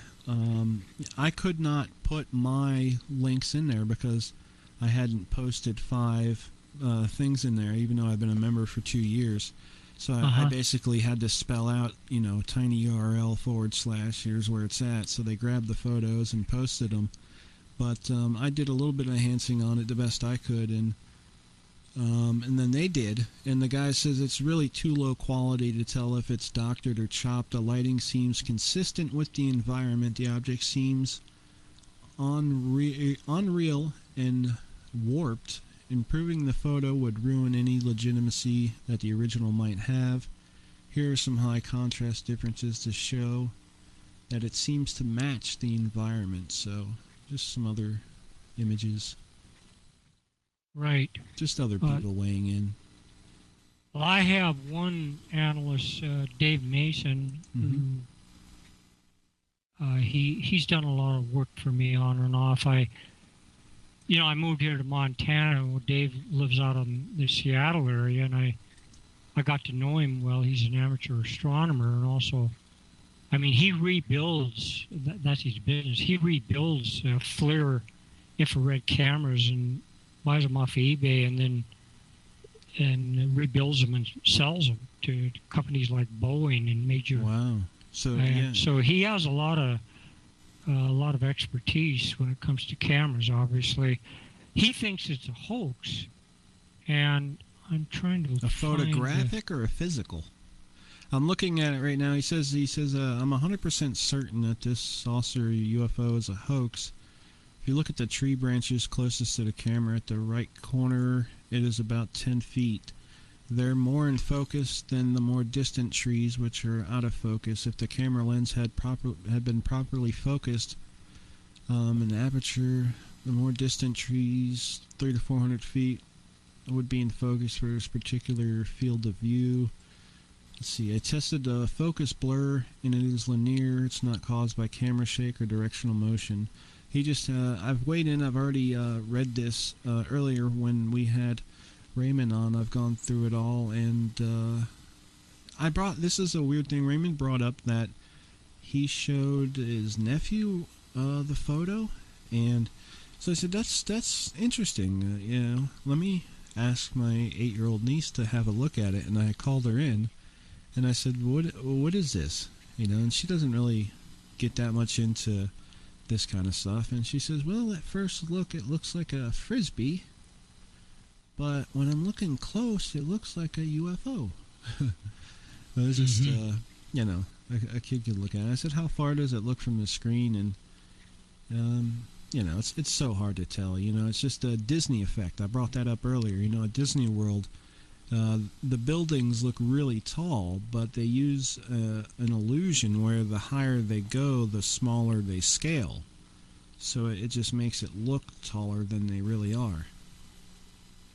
Yeah, I don't think that thing was very close to him. No, me neither. He used a telephoto lens. Yeah, I think it's over some of the trees that are way in the background left. Right. It's it was taken about 3:30 in the afternoon. The sun would have been to his right when he took the photo. And my personal opinion is that it's the real deal. One thing I want to ask, has he given you the exact address of this place, and have you looked at it on Google Maps to see if there's a street view? No, I haven't. That would be interesting. Right. He's given me is he's continually given me these background photos, which he's gone out and taken with. Okay, because what he would call a high-end camera. Yeah, but it's just a camera. They're just not much more we can do with them. I mean, yeah, the trees are there, and it's the same area, albeit 10 years later, or nearly 10 years later. But I don't think it's any thrown hubcap or anything else. I mean, it would be really hard to get something like that up. And then you have to take into account that, the witness, the reason he originally reported this is there were some pretty dramatic effects that happened to him that day. Experience, yeah. He says, well, my house starts shaking. I got alarmed as what may be causing it. The room I was in felt electrically charged. I felt a tingling all over, and this got more intense. When I stood up, the feeling was even more intense, and I felt like I was becoming paralyzed and having trouble breathing. I did not feel this was something inside me, but around me that had a great deal of force. This went on for like minutes from beginning to end. All of a sudden, the force seemed to leave. I fell back onto the couch, very shaken up, and it was a little bit before I could get my composure back. And then he goes on to say, and known at the time, I later found out at the same time a neighbor, who was Mr. Hollis, was getting ready for his yearly trip to Darlington Motor Speedway, which I believe is 70, 80 miles away from where they live. from Great Falls. And he said he's an avid photographer, likes to take pictures of the cars during the races. So he had a zoom lens with high-speed film, I guess it's 400-speed film, to capture the action. His camera was not digital. And then he saw the object and he took 2 shots. So, you know, the truth of the matter is, I don't think anybody's going to be able to authenticate or dispel this photo either way. Yeah, you really can't these days with, you know, even though this picture was taken back then, you just can't do it with if the negatives show up, then we know it's if Mr. Hollis can actually get that camera working and shoot photos, then maybe we can dig into it a little bit deeper. Yeah. But as it stands now, I just, when David Mason gave me that information, I just put his comments on the site. I didn't say whether I agreed with him or disagreed with him. Yeah. But I just do not, I don't think that with Photoshop that you can do anything with this other than see if there's a suspension string or, because you just can't tell how far away it is. No, and if it was a telephoto lens and, I mean, it's going to zoom. I don't know what the focal length, max focal length of that lens was. Yeah. Whether he provided that to me or not, I'm trying to. I think he did. Information says it's a Mentola. Let me see here. Where was it at? I did see it. I think I put it in here somewhere. Okay, it's a Mentola X-3A using a 65 by 300 zoom lens and 400 speed film with a shutter speed of 1/125th or 1/150th of a second. It's under additional information sent by witness under the that's 300, second highlighted area. 300 millimeter max focal length. Is that what that is? It says, let me see. I'm trying to find it here. Yeah, it's right under the second highlighted area of yellow. Oh, here, I found it. Yeah, 365 by 300 zoom lens. That's pretty. According to what I've learned, and cameras are really confusing. Believe me, I have studied them and I still don't understand them. But my understanding is, generally speaking, you take the maximum focal length, which in this case is 300, and divide it by the minimum, which is normally 18. He said it's 65. That's what I gather that means. So at a minimum, he could have zoomed, enlarged this by an optical zoom of 5x, and maybe more. So, the object could have been a long ways away. One thing Raymond said when I was talking to him was that Mr. Hollis said when he seen this object, he did not see the type of detail or object it was because of either how far away it was or the speed it was moving. It was not only till he had his film developed that he seen just the detail of it and what he had captured, the stunningness of the photo, if that is what happened. But he said it was buzzing around some kind of water tower. I'm going to do that. I'm definitely going to look, and I'm going to ask Raymond if he can give me just the area of where this photo is taken, because the Google cars, they go around. I've seen them quite a few times. They have very high quality cameras, and they just have 360. And there's probably a pretty good shot of that area. Right. Yeah, they do. Yeah, I never. That's one bit of detail that I never obtained. I got a lot of other information, including the date of that race, which was a little earlier than what I believe Raymond had thought it was. And then, but he knew that. I believe he thought that. Was this a Sunday, March 19th? Yeah, he thought it was an April 15th, and then. Yeah. And then... no, he said it was a Friday. He thought it would have been on a Friday, before the race. Okay, And yeah. I determined the race was a lot earlier than what he did. I just got on Google and found that Speedway, and I'm trying to remember. I looked up who won the race. Bobby Thompson or somebody, I think, was the name of the guy that won the race. But it was all on there on historical NASCAR races. So, everything fits in pretty well, really. I have no reason to believe Jimmy Johnson won it. Pardon me?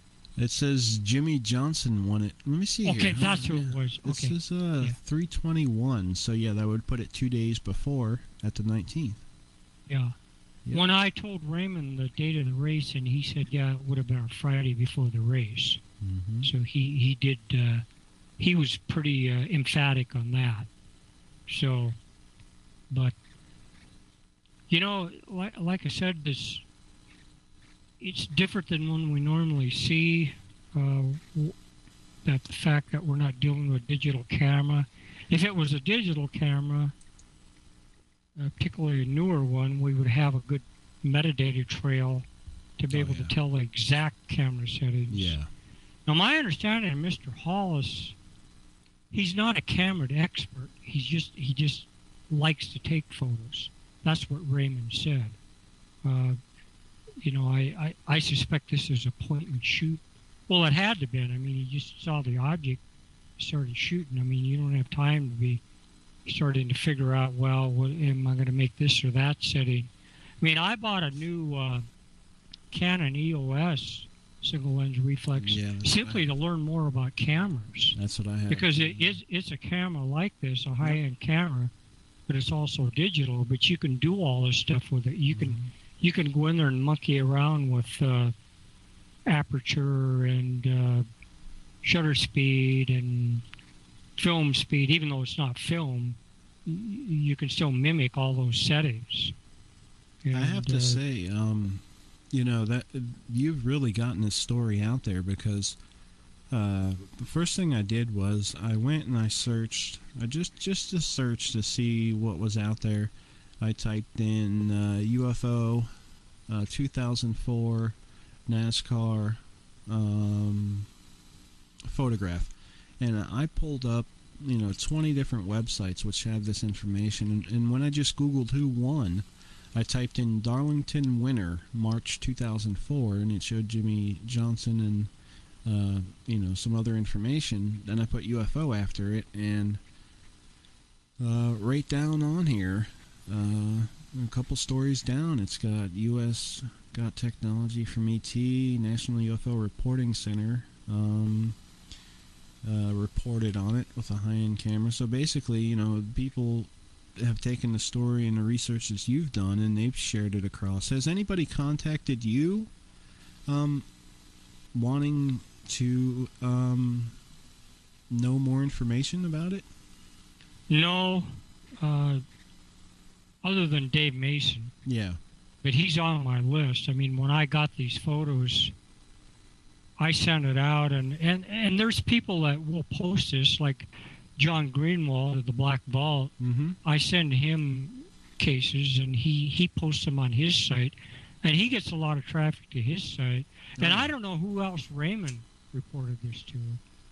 All he told me is he reported it to you and Bill Burns. He also, the first person he ever reported it to, when Mr. Hollis decided to give him the photo and said, do what you want with it, was South Carolina State Director at MUFON. Yeah, so okay. He sent her a copy, me a copy, and that's it. And okay. I don't know how long ago this was, but that was his explanation why it's taken a while. Plus, I think he said, besides Mr. Hollis's hesitation, these things were just, laying around. I kind of have the idea that it's, a little bit of disorganization going on over there somehow. Well, at risk of not being critical of anyone, he apparently Mr. Hollis is a bit of a pack rat, kind of. I don't know if he's a hoarder or what, but he just like you said, he's not organized, and a lot of people aren't. I mean, it's just a personal thing. I lost the photo he sent me, so.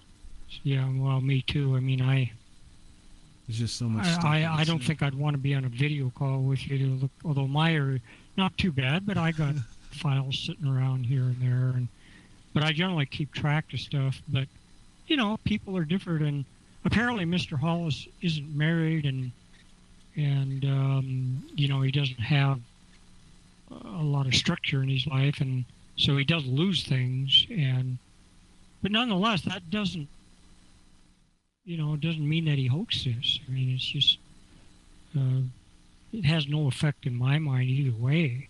Maybe it does the fact that he lost the negatives, the fact that he's disorganized. But apparently he doesn't even own a computer. So, and, I mean, I don't know him. I mean, I can't go back there and give him a lie detector test or anything, but you just have to, a certain amount of things you just have to take at face value, I guess. Yeah, earlier I told Raymond, knowing, you probably know already, being in contact with him for over a year, I have probably talked to him for 20 hours on the phone, and, just knowing him and just the drive he has to get this thing out there, and I know how he feels. I mean, I seen something, I didn't capture it, but I've seen something amazing. That's what got me into this research. But he's just wanting an answer, right? And something. He doesn't go online. He doesn't know that there's a bunch of these. But like people commented on your website when you posted this, that finally, what's the guy say here? I looked at it earlier. He comments, it's a good picture compared to most such pictures of UFO phenomenon that are either too distant, dark, or out of focus. It's relatively clear. There's not much that can be actually determined, like how big it is, but, it definitely is not a photo that pops up every day, so. Right. So I get a lot of photos, of course, where people are just taking photos of scenic photos, and then something shows up in the background. A lot of times they're out of focus, birds, insects, etc. Yeah. But there have been, some of the best UFO photos ever taken, at least that are accepted in the literature, were taken, like I went up in Vancouver Island in 1980. Looks very similar to this object, and the people there didn't even see the object. And yet the scientific community accepted that photo. I don't see, this photo in my mind is more authentic because the witness saw the object and took the photo of it. Yeah, it's. So, I personally, since I've been doing this, which is 10 years, my website's been up about 10 years, this photo goes in with the top ones I've ever received. I got one from in 2007. I think I can remember the date, March 31st, 2007, from Redondo Beach, California, where this guy was out walking, saw this flying disc shooting south, then it stops and hovers. He shoots a picture of it, and then it just takes off and zips away. It looks similar to this object. Several people in that area tried to hoax that and couldn't reproduce it. That was taken with a digital camera. And this photo, and then I've had a couple other flying disc photos taken over Mount St. Helens in Washington, Mount Rainier, Washington, that look similar to this. So the fact that the witness saw the object and took these photos, and the fact that there's green in it with a saturation effect, that think, in my opinion, adds a lot more authenticity, weight that this is probably the real deal. I just pulled up the Redondo Beach UFO, and that is clarity right there. Right. That is, and that was taken with a digital camera. That is a good time. I found nothing in the metadata indicating that photo had been photoshopped at all. No, because I do a lot of sunrise, sunset photos, and sometimes I'll enhance them here and there, and you can tell even a pixel test. You can run a pixel test, And if somebody has chopped something in there, it'll be different pixelations than what the original is. And it's so easy. I mean, just one block, a few blocks out of place. I mean, you have to be really precise to get something that will even pass close. So, but this photo here is amazing. People should look it up. All I did was Google March 31st Redondo Beach UFO, and it popped right up, 2007. But I'll include it in the archive post. Yeah, that's one of the best cases I've ever looked at. Unfortunately, with UFO cases, witnesses tend to get cold feet on some of these good cases, and that particular witness did get cold feet after a while and wasn't responsive, but I still don't believe that that photo was hoax. And also, I've had some other photos from South Carolina, not a flying disc, but flying triangles. I think there's a Greensboro. There's a Greensboro, South Carolina, and a Greensboro, North Carolina, I believe.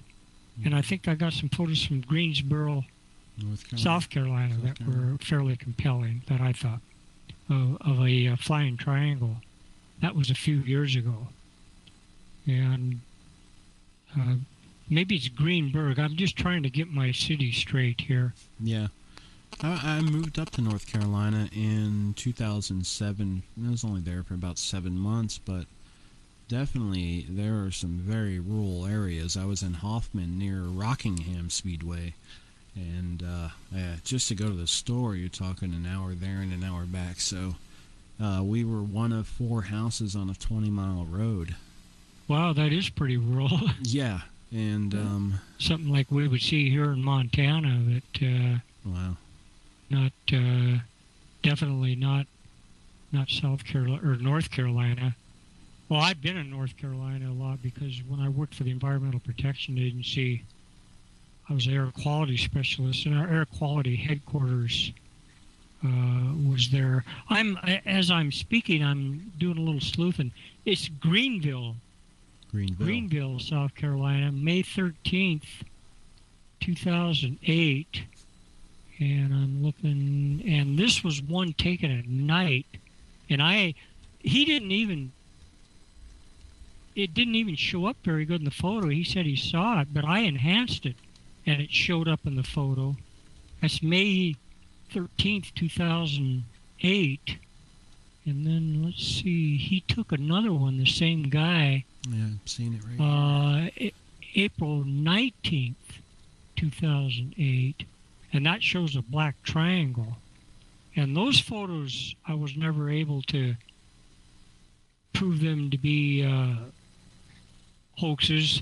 I got several comments on those photos that they were, in fact, model airplanes. Mm-hmm. But model airplanes make a lot of noise. Oh, yeah. I mean, I'm very hard of hearing, and I saw one here locally where I live, and I could hear that thing for a half a mile. Yep. I mean, it was loud. Oh, wow. This photo's... Yeah.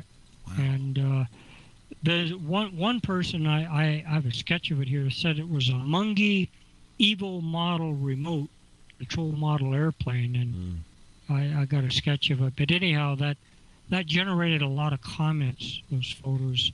If your listeners need to find these are any cases 2011 and prior are on my old site, and when you go to sightings, just go to archive sightings, and you'll go to my old site, and then you can find, just there's a drop go down to tab. Sightings and go to South Carolina, and then you can find these 2 particular cases that I'm talking about. There's also a drop down tab as well that you can choose the year, and this thing looks amazing. I was highly into RCs. I mean, big time for a couple of years. Not so much, I mean, I flew airplanes and helicopter. I still have an RC helicopter, but I've never seen anything like this. This kind of reminds me, here about 30 miles away from me, there's a famous, it's really not as famous as it should be, but it's a video called the Pasco County UFO. If you just type that in on YouTube, you'll see it, and it's a TR-3B, basically what people refer to as a TR-3B, just sitting there hovering, really high quality. But this here does not. I don't see any propulsion systems. How would this be an RC? Right. I don't see any antennas. I don't see any signs of this. Unless it's very big and very high. But yeah, this is just amazing stuff. These photos that appear every once in a while. And it seems that Raymond has submitted one of those. Yeah, well, these are from South Carolina. I know when they definitely stuck out in my mind, these other photos, when I got these from him, because I do, I mean, I get thousands of cases, but, some of these I really remember, and it looks like this Greenville might be somewhat of a rural area. I notice it's extreme northwestern South Carolina, so I'm not real familiar with that area, but it looks like that might be more remote than most of the state. Very mountainous area. Right. Yeah, I see. I just found that case that you're talking about. Not the video, but some of the comments about it. Pasco County, Florida, TR3. I just pulled up the Muji Evo XL, a video on YouTube of it, and I'm looking at it, and I don't know. Now I'm looking at this thing. It's that's what one person said it was. Yeah, this looks pretty weird, but the one in this picture, it's shaped exactly like it. It has the fins at the same angle in the back, but this one here is white and has it's got a yellow stripe on it. So yeah, it could possibly be that, but you never know. That's the thing. That's why we're talking about them. Yeah, remember the weather was bad that day. There were thunderstorms. Oh yeah, on that day, and it was raining and windy. That's not conducive to flying model airplanes. No, the first few times I flew my helicopter, I was a rookie, and of course you start out on a lower channel helicopter, and I learned very quickly that these things can be picked up very quickly by the slightest breeze. Basically, these things, mine climbed so high that it lost remote connection and just fell to the ground. And both times the thing survived. One time I found it hanging in a tree.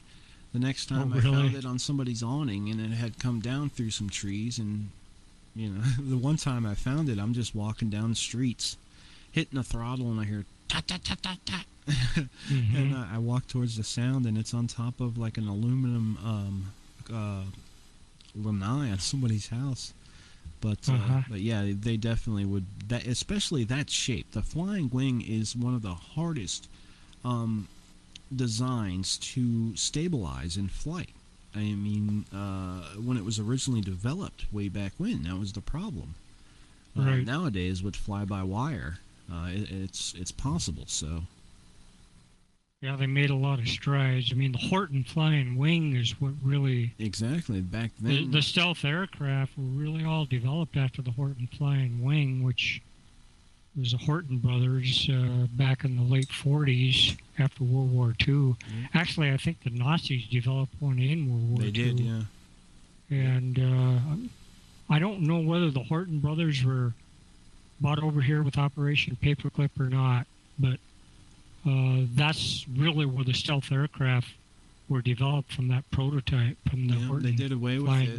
I remember they did away with it because there was a couple incidences where it had crashed and killed the pilot, just because it's so hard to fly that wedge-shaped one wing. But yeah, and it's so hard to believe that the stealth bomber and fighter have been publicly out since I was born, which is, think of the technology we really have.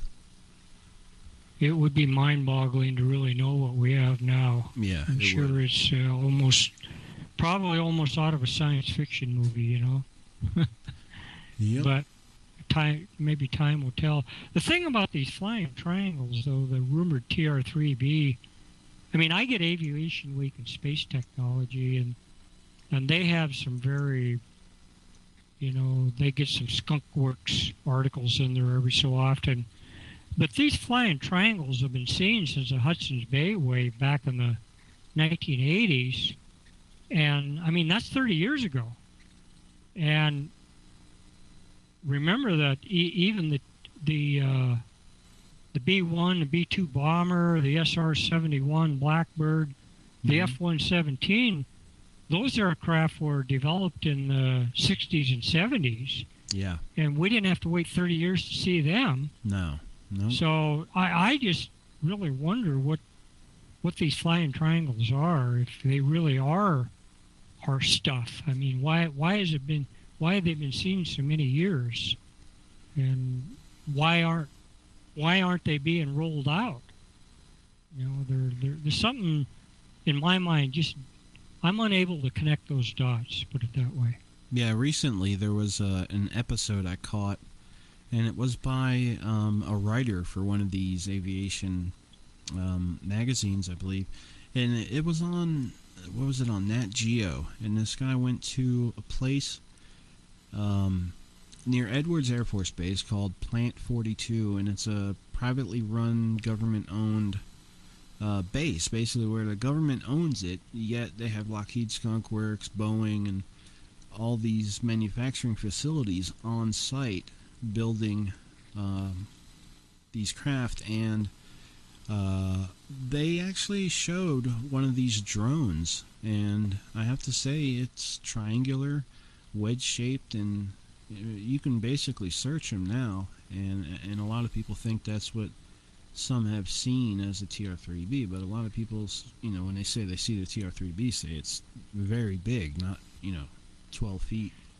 Yeah, that's another thing that's really muddy in the water is this day and age is the drones. I mean, it's that's a problem with studying new UFO sightings. There's just a lot more noise in the data. Yeah. And definitely drones put it there. But the fact that these things have been seen for 30 years, there weren't many drones around 30 years ago.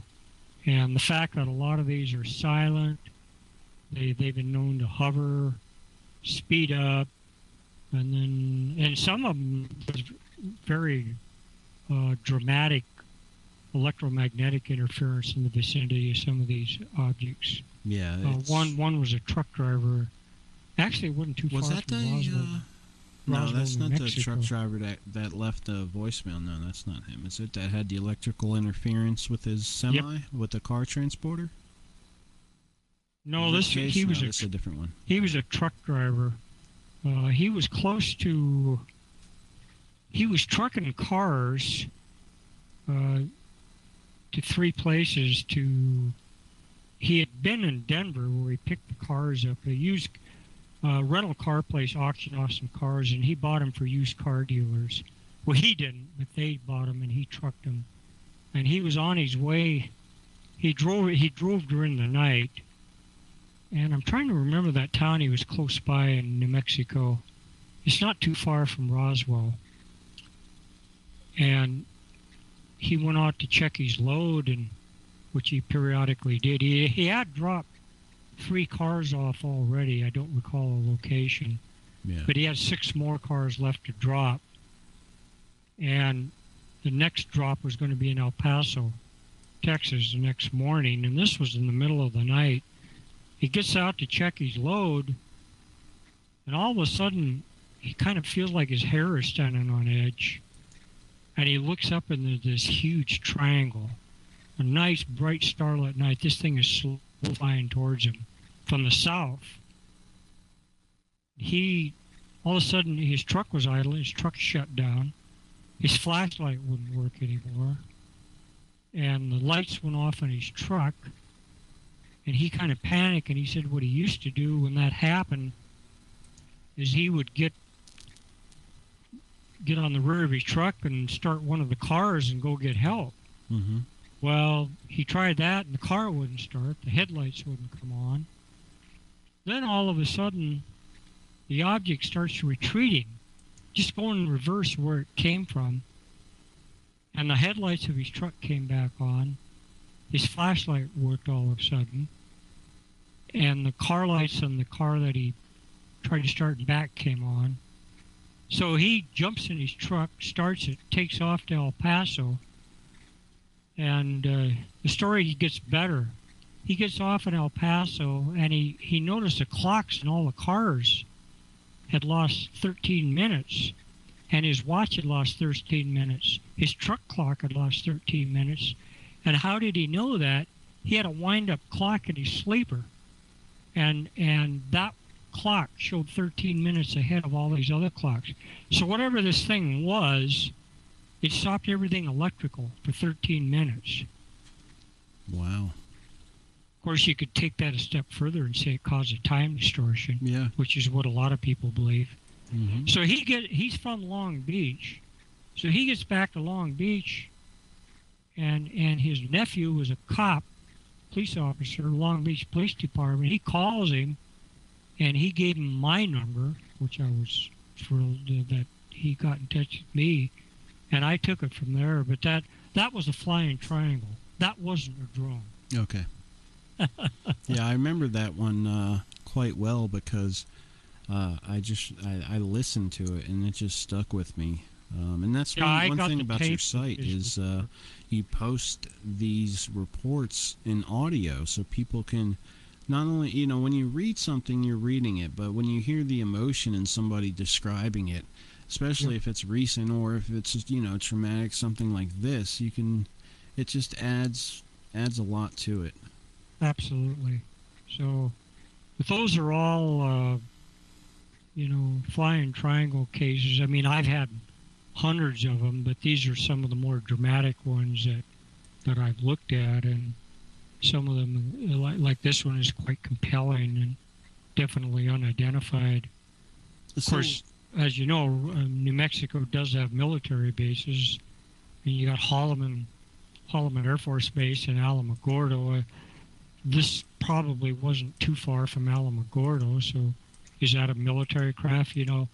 I know that I heard through a number of experts that when they were testing the B-1 bomber and the SR-117, they'd fly them at night, and they'd move them in the middle of the night. Mm-hmm. So if they got really super duper hardware, they're going to probably move it in the middle of the night or test it. So, and this is a very remote area. Yeah. Where it happened in New Mexico. Yeah, when I learned of Plant 42, I started thinking, because I measured some of the runways out there, and they're pretty big, and especially up Edwards there, which is an alternative spot for the space station when it was flying. Right.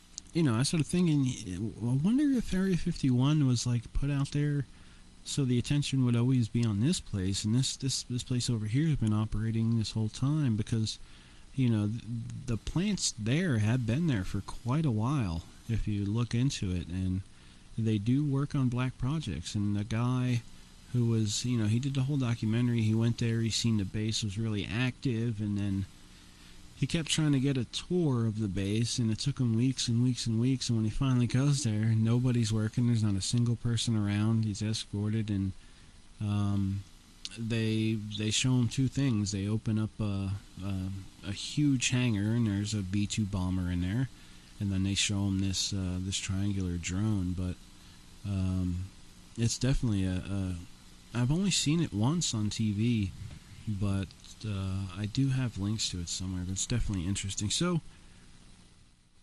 right now with Raymond's case, basically it's kind of at a stall unless negatives appear, the camera gets fixed, or something else comes to light to help it. Yes. Also remember there were two photos taken. Yeah, We've only there's another seen one out there somewhere. And he says the other one, I don't know, he told me, this is what he said when I interviewed him earlier, that when he sent you a copy, he scanned it somewhere, and then when he sent me my copy, he said he scanned it at Walmart. And he said my copy was a lot higher quality, but he said the other picture, he could actually see the detail underneath the craft. And he said he sees what's like a half moon, but when I did some contrast, saturation, color I don't know. I kind of see like a zigzag pattern under it, and it just seems filled in. Very, very strange, but it's so hard to tell with just. Well, maybe I'm not on the same page here. I understood that the only one photo survived, that the other one got lost.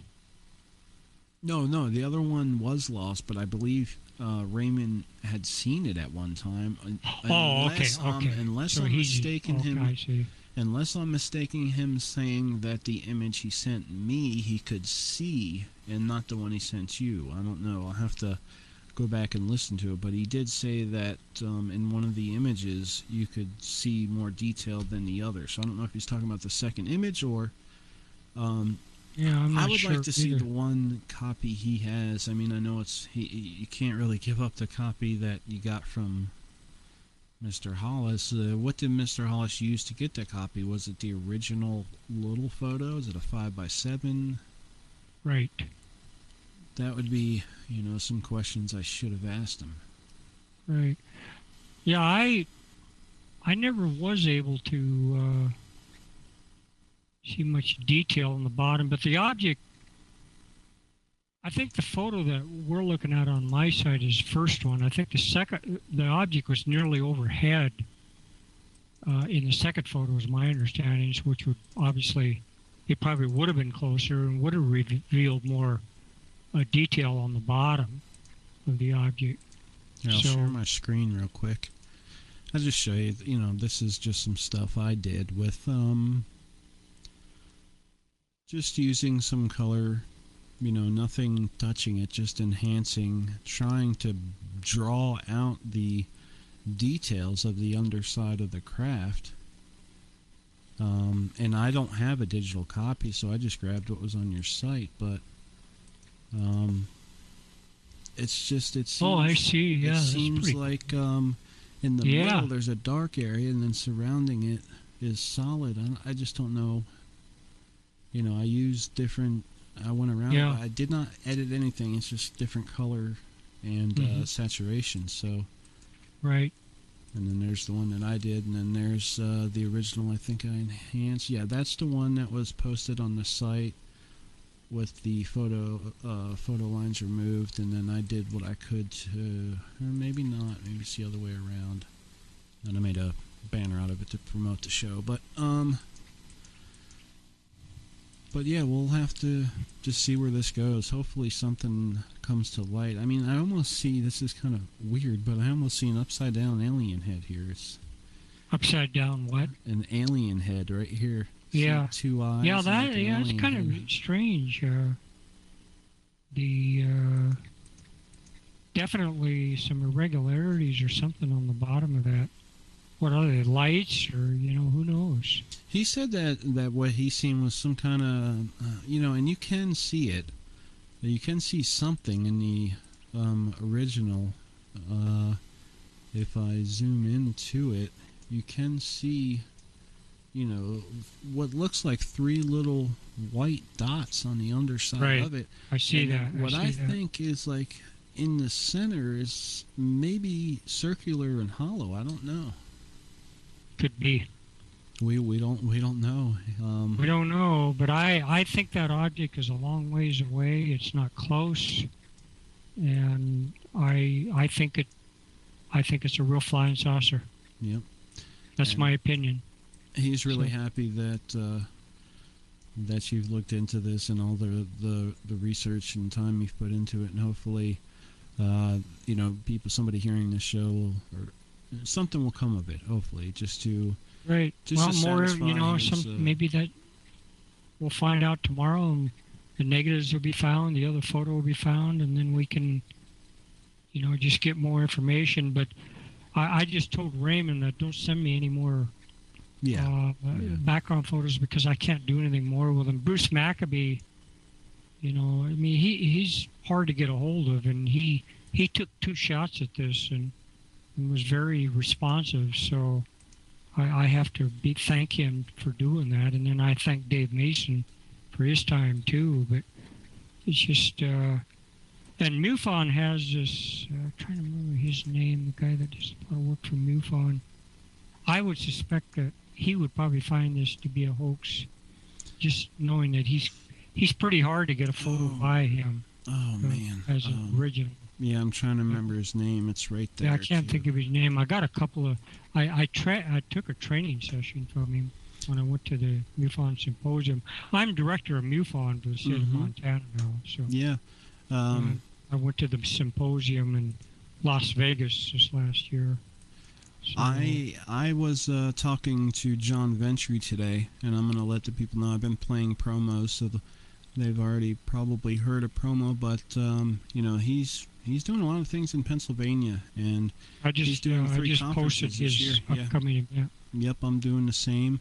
I just made an audio promo for it to play on my site, and I'm working on posting that, as well as there's a festival going on this weekend, in Del Rio, Texas, with Noe Torres and Ruben Urete of MUFON as well. So, I mean, there's really conferences going on all over. And the funny thing is, Travis is going to be at both of these, Travis Walton. So I saw that he's going to be in Pennsylvania, yeah. Yep.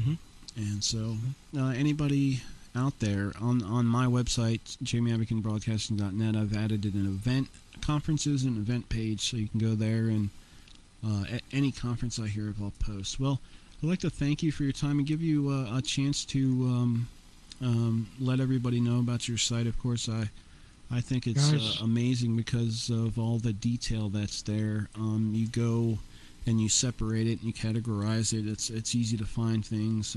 Go ahead and tell them your site. And yeah, it's my site's called UFOs Northwest, and it's just www.ufosnw.com. And everything's pretty easy to find on there. I've got it categorized by location, by date, and I put the newer cases up on the home page, the good cases.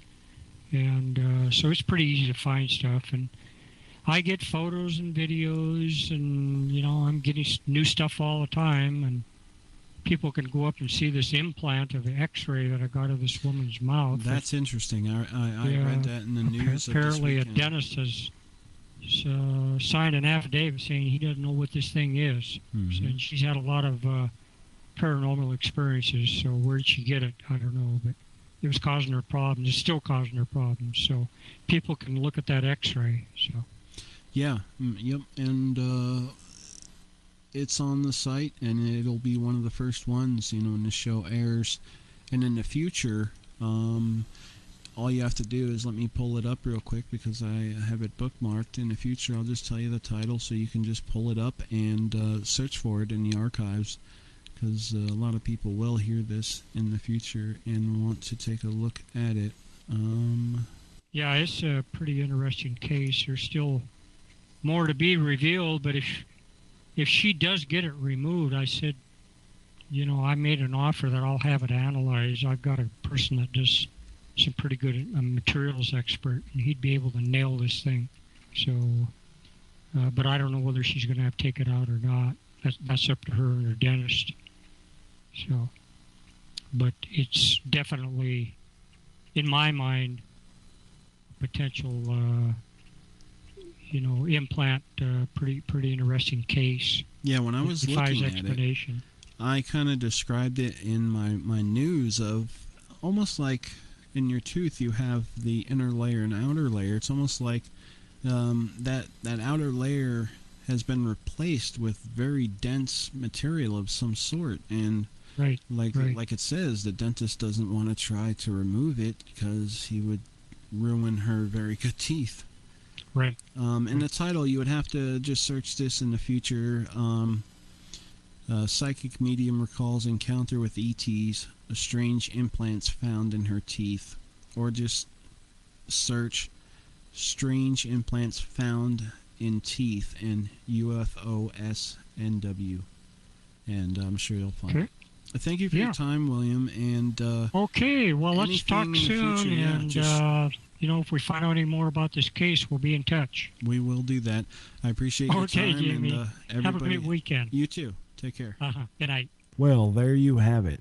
The interview with Raymond Warren and William Puckett of UFOs Northwest. I hope you enjoyed it, and there's sure to be more about this in the future. I will update you and let you know if anything further develops. You can take a look at the post for yourself. The link will be in the archive post on my website and on my podcast site, which is inceptionradio.planetparanormal.com. Thank you all for listening. I appreciate it. Please help out by signing up for the site, jamiehavicanbroadcasting.net or jamiehavican.com, and liking our Facebook page, which is facebook.com/Jamie Havican Broadcasting. If you have a show or know anybody who has a show and they want to move to a live platform or a different platform, be produced, let me know. Email me, jhbncontact@gmail.com. Take care, guys. I'll see you next time. Bye.